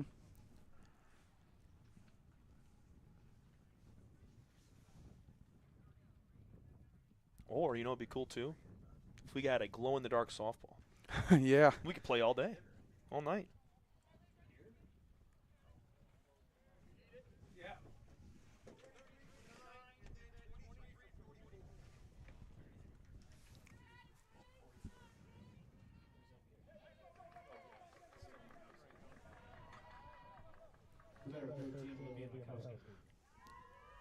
So Mikowski is up with the dish. So these are the substitutions that were had are the next two batters. Nothing on the field currently. First pitch strike to Mikowski. Beautiful off speed right there. Like a baseball curveball. That one just dropped in at the top of the zone.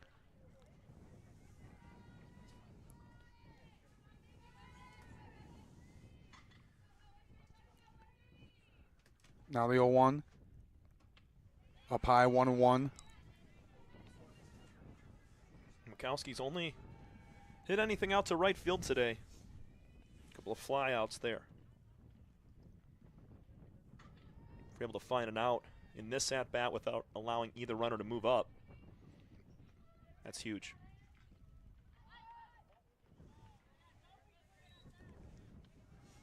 Outside 2-1.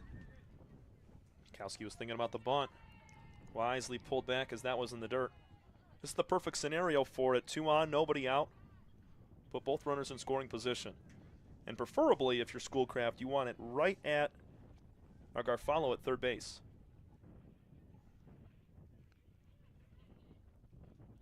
Now the pitch. Going to bunt it down. Off the glove of Garfalo, and everybody is safe. Man. She crashed perfectly, but I think she was just a little too close. It caught her on the heel of the glove, just kind of handcuffed her. Quick twitch reaction right underneath there, and man, that's a tough break.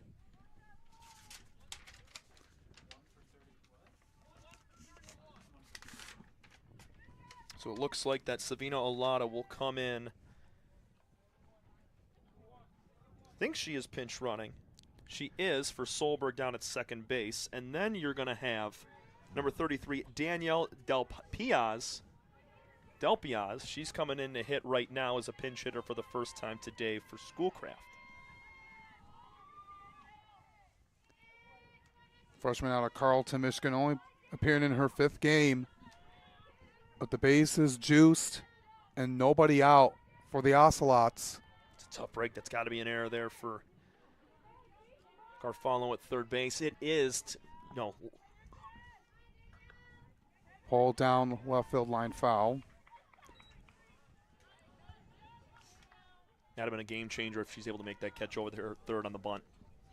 But yeah, I mean, I think you kind of saw the same thing where she was really close and didn't really have time to be able to get her arm up in time and make that catch.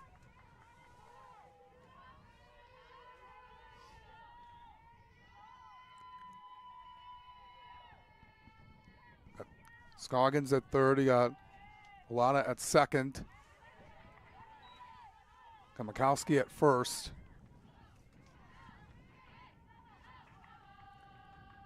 So 0-2. You're on the pinch hitter. Danielle LPS.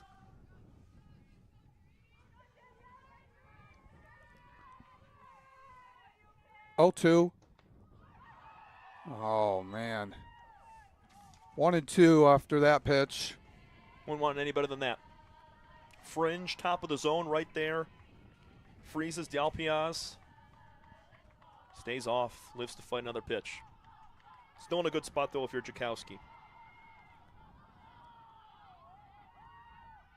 Now the 1-2. Up high again, 2 and 2.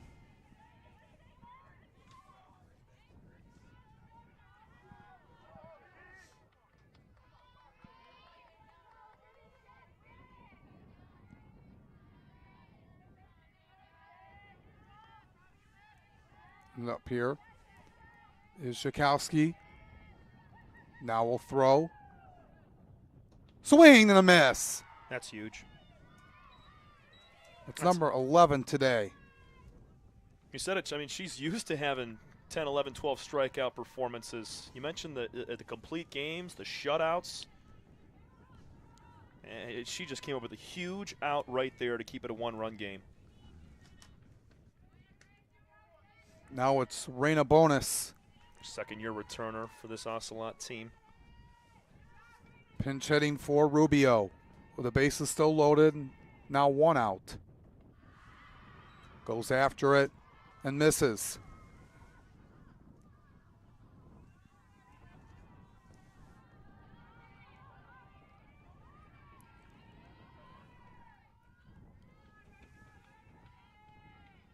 Jakowski trying to get out of this jam and keep it a 1-run game.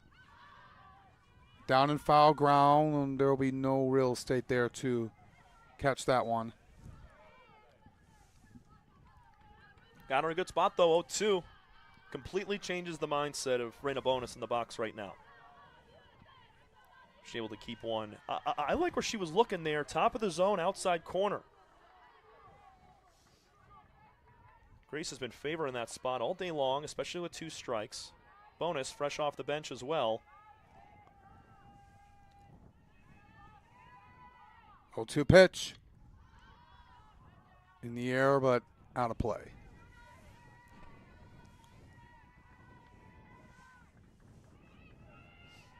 Maybe a mix in the off-speed right here, but it is dangerous, especially with 2 runners in scoring position. If Bonus gets a good swing on it, could turn this from a 1-run deficit into 2 or 3.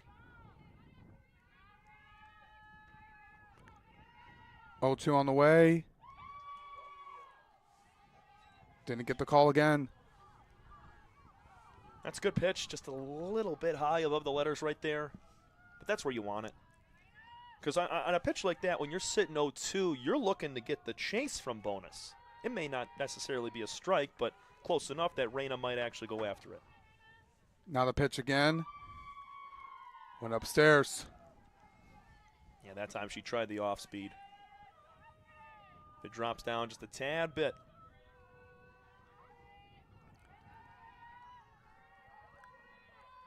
Jakowski needs this out here.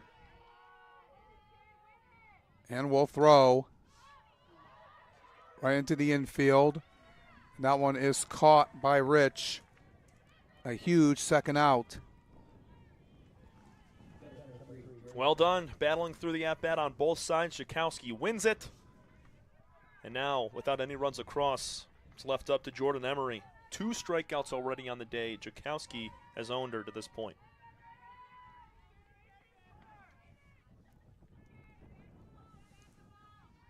Got to be able to go through adversity and fight through it. That is not where Urban wanted that softball right there. She was set up outside, had to dive across the plate to snag that one. Well done from Sydney to keep that in front. Left side of the infield, definitely getting one of these as well. You got Mulebrand very shallow and left. Swing and a miss. Out there with that sword swing.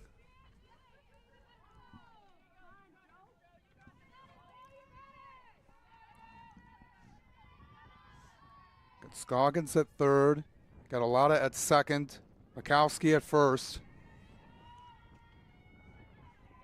Schoolcraft looking for insurance. Up high, 2-1. Just a little bit up. She's not missing by much.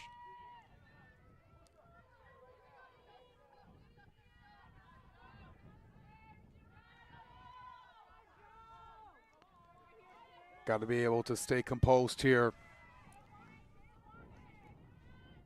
Now to 2-1. And you got nowhere to put Emery. Do or die time right here.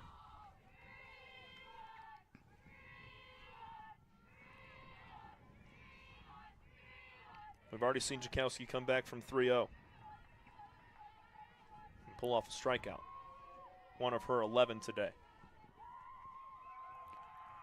Here it is. And she walks in a run. Very close to getting out of it with no harm, but coming in to score Scoggins. And a big run coming in late in the 6th inning for the Ocelots. So they're back up by 2. I mean, Alex, when you look at it, the 11 strikeouts extremely impressive. But 6 walks, 4 of the 6, all 4 runs that have scored for Schoolcraft, all 4 runners hopped on via the walk. So these base on balls have directly impacted the Monarchs being down in this game. Ocelots still only have 1 hit on the afternoon here in Game 2, and yet do they continue to be able to score runs. So there's 2 sides of the coin here for Jakowski. I mean, you have 11 strikeouts, you come up big in some spots, but in others, the command has not been there for 6 walks leading to all 4 runs. Not what you wanted to see. No, especially in this neck-and-neck game. This brings up now Vanessa White, who's 0 for 2. Don't get me wrong, there's been aspects of Jakowski's game today that has been phenomenal. Especially being able to work back from those 3-0, 3-1 counts. Wasn't able to win at that time, but she's shown it. Swing and a miss.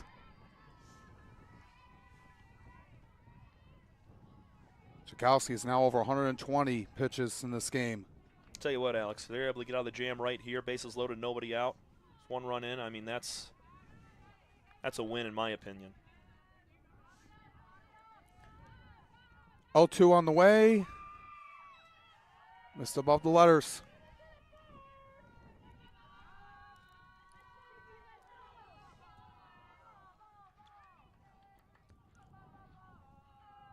So 1-2 now.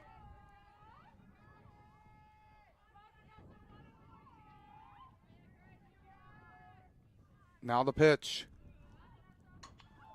High fly ball. Just shallow left. Underneath it and able to make the catch is Paige Mielbrandt. And Macomb limits the damage. But the Ocelots are able to get 1, have themselves a 2-run lead heading to the bottom of the 6th. We'll be back here on the Macomb Athletics Network.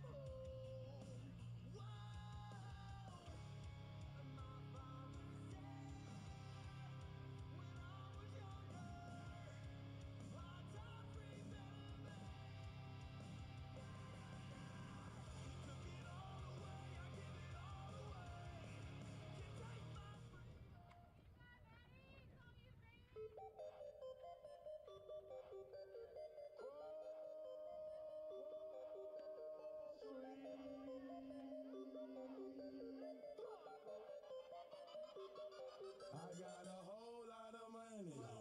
Tell it for me. Bottle key, 6, 7, 8 here for the Monarchs in this bottom half of the 6th inning, now trailing by 2. Alex Johnson, Tom Cavanaugh with you. But it's been a great day nonetheless.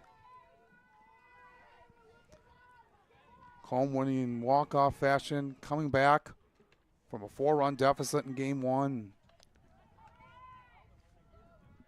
Schoolcraft looking for the split here. And they're 6 outs away from it. They were 3 outs away, leading by 4 back in game 1. Were unable to get the win. This is into shallow center. Calling off everybody, able to grab that one. Good job out there is Rubio for the out. Scaling back like that, a lot tougher than coming in if you're the center fielder, Whalen. But Lucy was so deep out there commanding the outfield that it was an easier play for Rubio, but still a tough one going back. Hey, Robertson today, I know not in this game right now, but she had a couple of pop-ups on the infield in game 1. That's just kind of where her swing path has been. It's been underneath the baseball and popping it up, softball, sorry, and popping it up on the infield. 0 for 2 in this game. Now you got McLaughlin on the dish, who's also 0 for 2. On the dirt.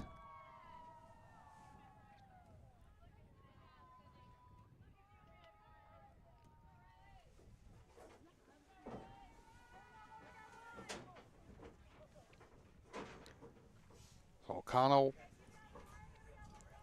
gets back. Now we'll throw.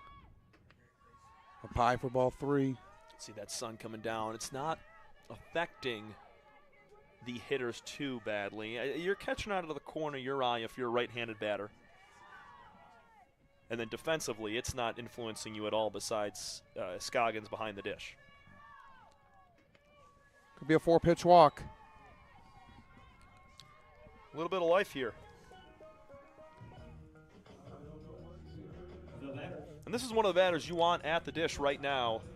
Head coach Jim Beard's going to get himself a pinch runner at first base. Riley Lane. Your attention, please. In to run at first base for the Monarchs is number 5, Riley Lane. And the batter, 0-0. Lane came in back in game 1 as a pinch runner for Maddie Robertson. Now you got Urban at the plate. Had that solo shot to left in her last time up.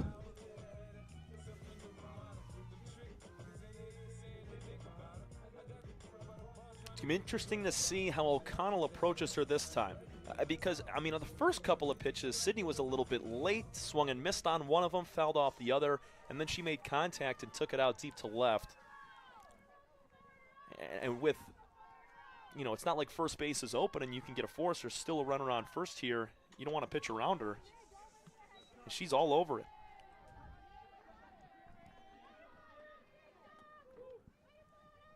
It's a 2-run lead for the Ocelots. Monarchs have a runner on first and 1 away.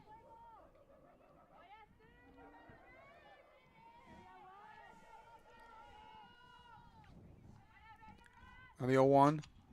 High fly ball. It's a center. Going all the way back. And that one's out of here again. A tie ball game thanks to Sydney Urban with her second blast of the day. This time to deep center. She pimped that thing too. Oh my goodness. Knew that was out by a mile. She watched it fly and she tossed that thing. Way to go, Sydney. 2 homers her last 2 at-bats after striking out looking to start the ball game. Resilient. And we're tied up once again, Alex. This Schoolcraft team continues to take leads, and they continue to give them away. Wow. This Monarchs team never goes down without a fight, and they never give up here. Make that 5 homers on the season for Sydney. That's a team lead, 5. Now it's Yacklin. 1 away base is empty, and she's able to find one past White. Hey now, hey now. Keep that thing rolling.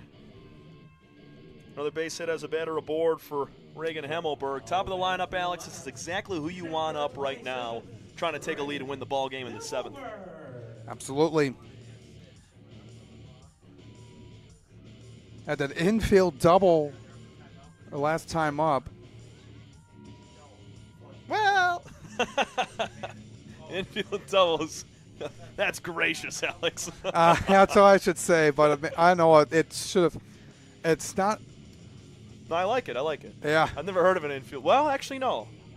Chris Davis of the Baltimore Orioles laid down a bunt on the third base line. Nobody was on that side of the diamond. I think he got a triple out of it. So it can happen. You're right. Not often, but rarely. I still give the error to Rubio. Yeah. Considering we gave Garfalo the error on the bunt to third, got to go both ways. Yeah, I guess so, but it is more cool to say infield double, though. I agree with you. No problem. I just.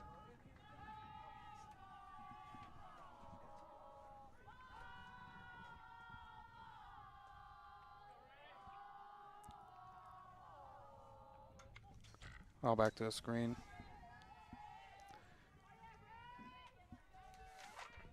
Hammelberg had the RBI double in the 7th inning, part of that 5-run walk-off win. She did her job. Garfalo won it. McLaughlin, Yacklin as well, who just singled. It's been a full team effort all day long. They're doing it again here late in game 2. Now the 1-1. That one is foul.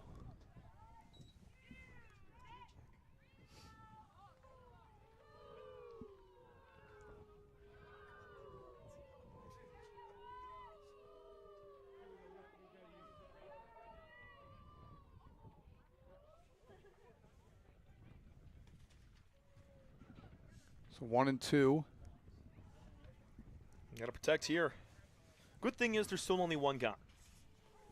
So you bring up Garfalo, who's had 2 hits in this game, 4 over the course of the day.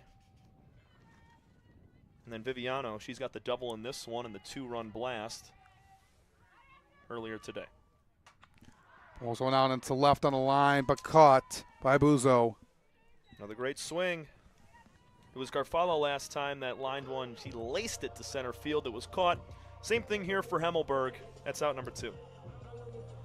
Thanks to Lexi Garfalo. Number 7, Lexi Garfalo. Some speed on there at first base in Alexa Yacklin as well. So you put some in the gap here. If you're Garfalo, you're going to have a good chance to score a run. Ball 1. So Garfalo. That's one thing I think about softball. With that bright neon yellow softball, you might be able to play longer than in baseball when they use just the regular white pearl. So hopefully, I mean. Foul ball. You know, you grab a run here, top 7. Jakowski comes in. I like where this Macomb team's looking right now when it comes to just battling back late in games. They were down 4, looked down and out of it earlier. Not in this game, but they've shown fight all day long, and Sydney Urban's a huge part of that. 2 homers on the day. 4 runs, 8 hits. All the RBIs today, Alex, for Macomb. All 4 runs have been generated from Urban and Yacklin, the 8 and 9 hitters. Drops down foul. 1 and 2.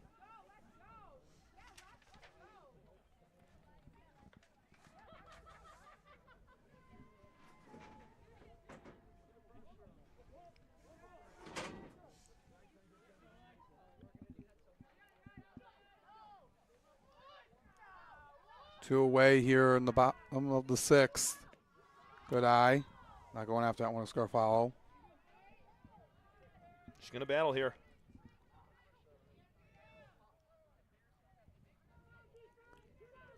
See where Scoggins sets up behind the dish here. Looks like it's going to be outside. 2-2. Inside. Ball gets thrown away, but not deep enough. It was Scoggins set up outside. And O'Connell completely missed her spot, went all the way in, and it made it tougher for Sydney to be able to throw it onto second base. She had her glove turned over on the right side. She had to flip it back to a forehand on the left, and all regather and throw down to second. That's why the throw nearly hit O'Connell on the mound. Now the 3-2. Garfalo drives this one out into left, looking all the way back, and that one is gone! A go-ahead home run off the bat of Lexi Garfalo. and the Monarchs have taken the lead, 6-4 here in the 6th. She's been putting together good swings all day long. We talked about it. The walk-off winner in Game 1 and the go-ahead 2-run blast here in the 6th inning of Game 2. Completely stunning Schoolcraft. 4 runs in the frame off of 2 Jimmy Jacks. The batter, number 8. Just incredible job here by the Monarchs here again. Now up by 2. First time they've had more than a single-run lead. Try to hold on here for a few batters than they did in that first game, winning on the walk-off. And Garfalo was just battling through that at-bat. Multiple foul balls with 2 strikes. And Alexa Yaklin as well. She had a big swing right after the Urban homer to be able to give you a 2-run lead here.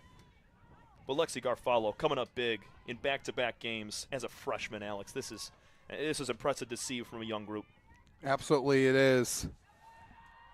Inside 0-2.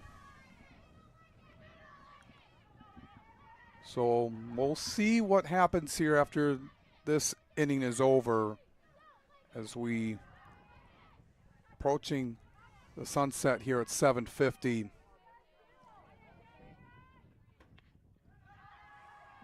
No, you can't take anything for granted. No, Schoolcraft will have 3 outs to work with, but it'll just a matter of.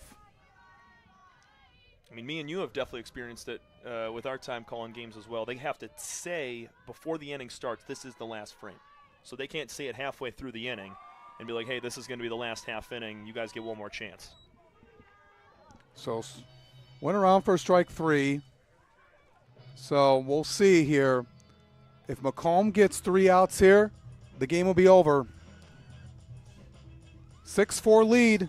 Monarchs up in front for the first time here in this game, trying to close the door and take the sweep from the Ocelots.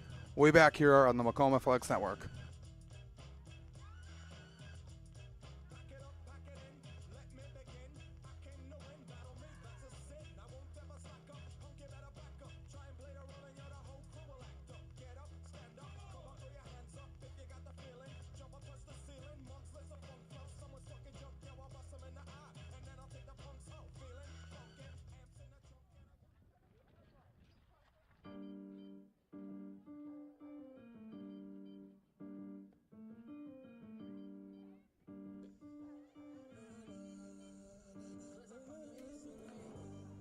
This could be the last chance for the Schoolcraft Ocelots. Your Macomb Monarchs are in the driver's seat, up 6-4.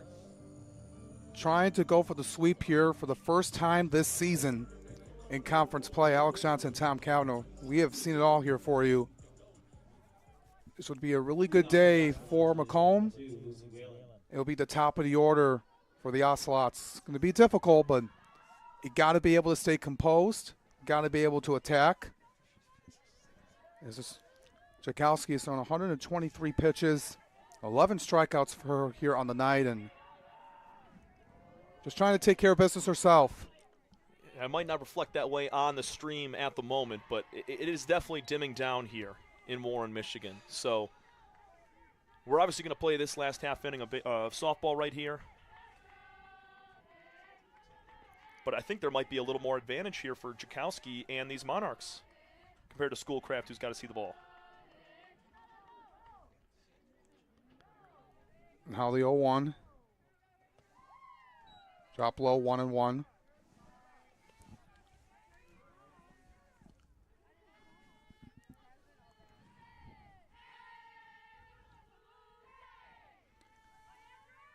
Whalen today struck out, swinging her last time up, but has gone on base twice. Trying to lay down a bunt, but holds back. Yeah, I'm thinking Schoolcraft, they're going to need more hits than they've had all game long, which is just 1 in this inning if they want to be able to tie this thing up, maybe take a lead. Jakowski, she's been hit or miss on a lot of these at-bats right now after striking out 6 straight in the middle frames. 1-1 or 2-1, make that 3-1. And I will say something else, Alex. This strike zone is going to expand. You know, the sun is starting to go down. We don't have a lot of time left to play. that kind of influences the officiating of the contest at times. So I'd say the zone is going to be bigger than normal. Now the 3-1 from Jakowski. On the ground, hits that one off of Garfalo. And she's going to try to go to second base. She will. It's a lack of sense of urgency right there from Garfalo and the Monarchs. That cannot happen. Absolutely not. Ricochets off the foot of Garfalo, trickles into foul territory, and you know that Lucy Whalen has speed. She did not waste any time in taking second base as Macomb went to jog over and grab the ball. So the tying runs at the plate. Melanie Buzo.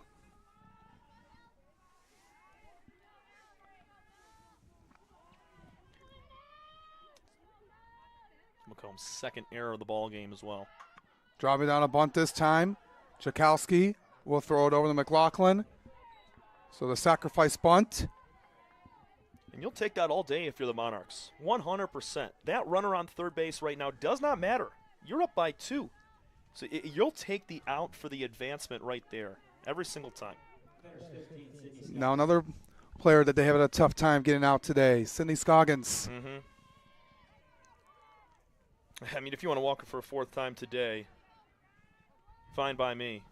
He's 0 for 0 in this game, has not put anything in play. Up high for a ball.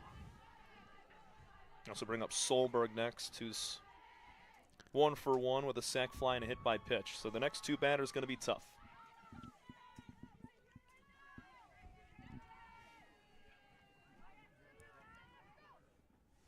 With a 1-0 delivery coming. Popped up.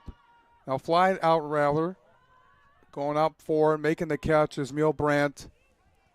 Will tag and score. Looked like it was skied up in the air, but it'll be a sacrifice fly for Scoggins. Still 0 for 0. And it's a 1-run ball game. Yep, now you got to keep Holberg in the park. She went deep in her first at-bat of the entire afternoon, and that's really the hardest ball she's hit all day. She had a 2-run single back in the first inning of this game. But if you're Jakowski and this Monarch team, keep everything in front of you. So the bases are empty. Solberg at the plate. Macomb just need to get her out here today. Just got her on the sac fly, but the glove, but don't have to worry because there's nobody on base.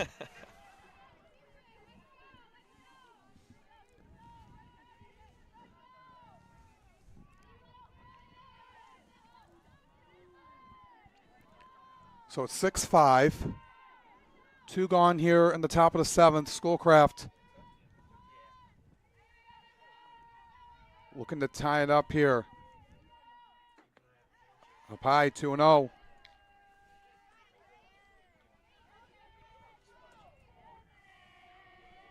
Makowski waiting on deck, 0 for 3. Reached on an error back in the 6th. A couple of flyouts other than that. Got to focus on Solberg here.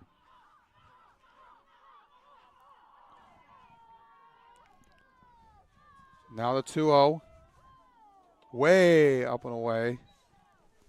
And if she 4-pitch walks her here, which I think it's probably beneficial to do as it's 3-0, much better. Makowski does not have the same type of power that Solberg does. Solberg could tie this ball game in one swing. Makowski has less of a chance of doing that. So if you want to put a runner on, make it a little easier for your infield to get the force out at first or second, don't mind that plan.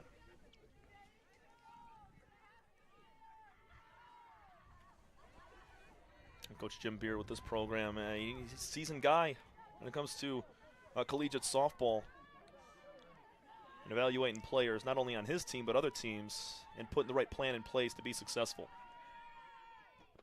She goes after it. Grace said she wants to battle back. All right, let's do it. Well, see if it pays off. Do you need 2 strikes or you need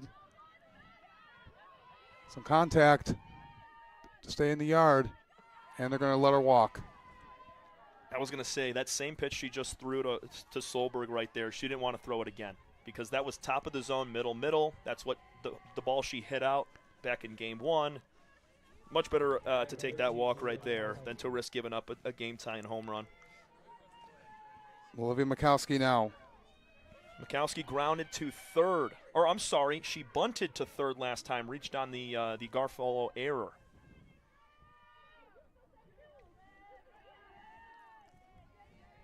First pitch. Inside.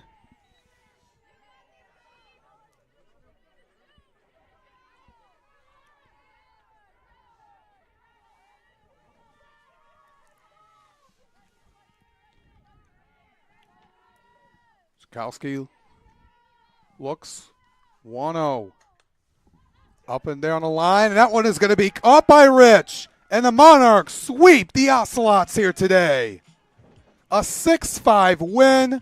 Able to come back again here in Game 2 thanks to the 2-run shot by Lexi Garfalo. Cindy Urban had 2 homers in the game.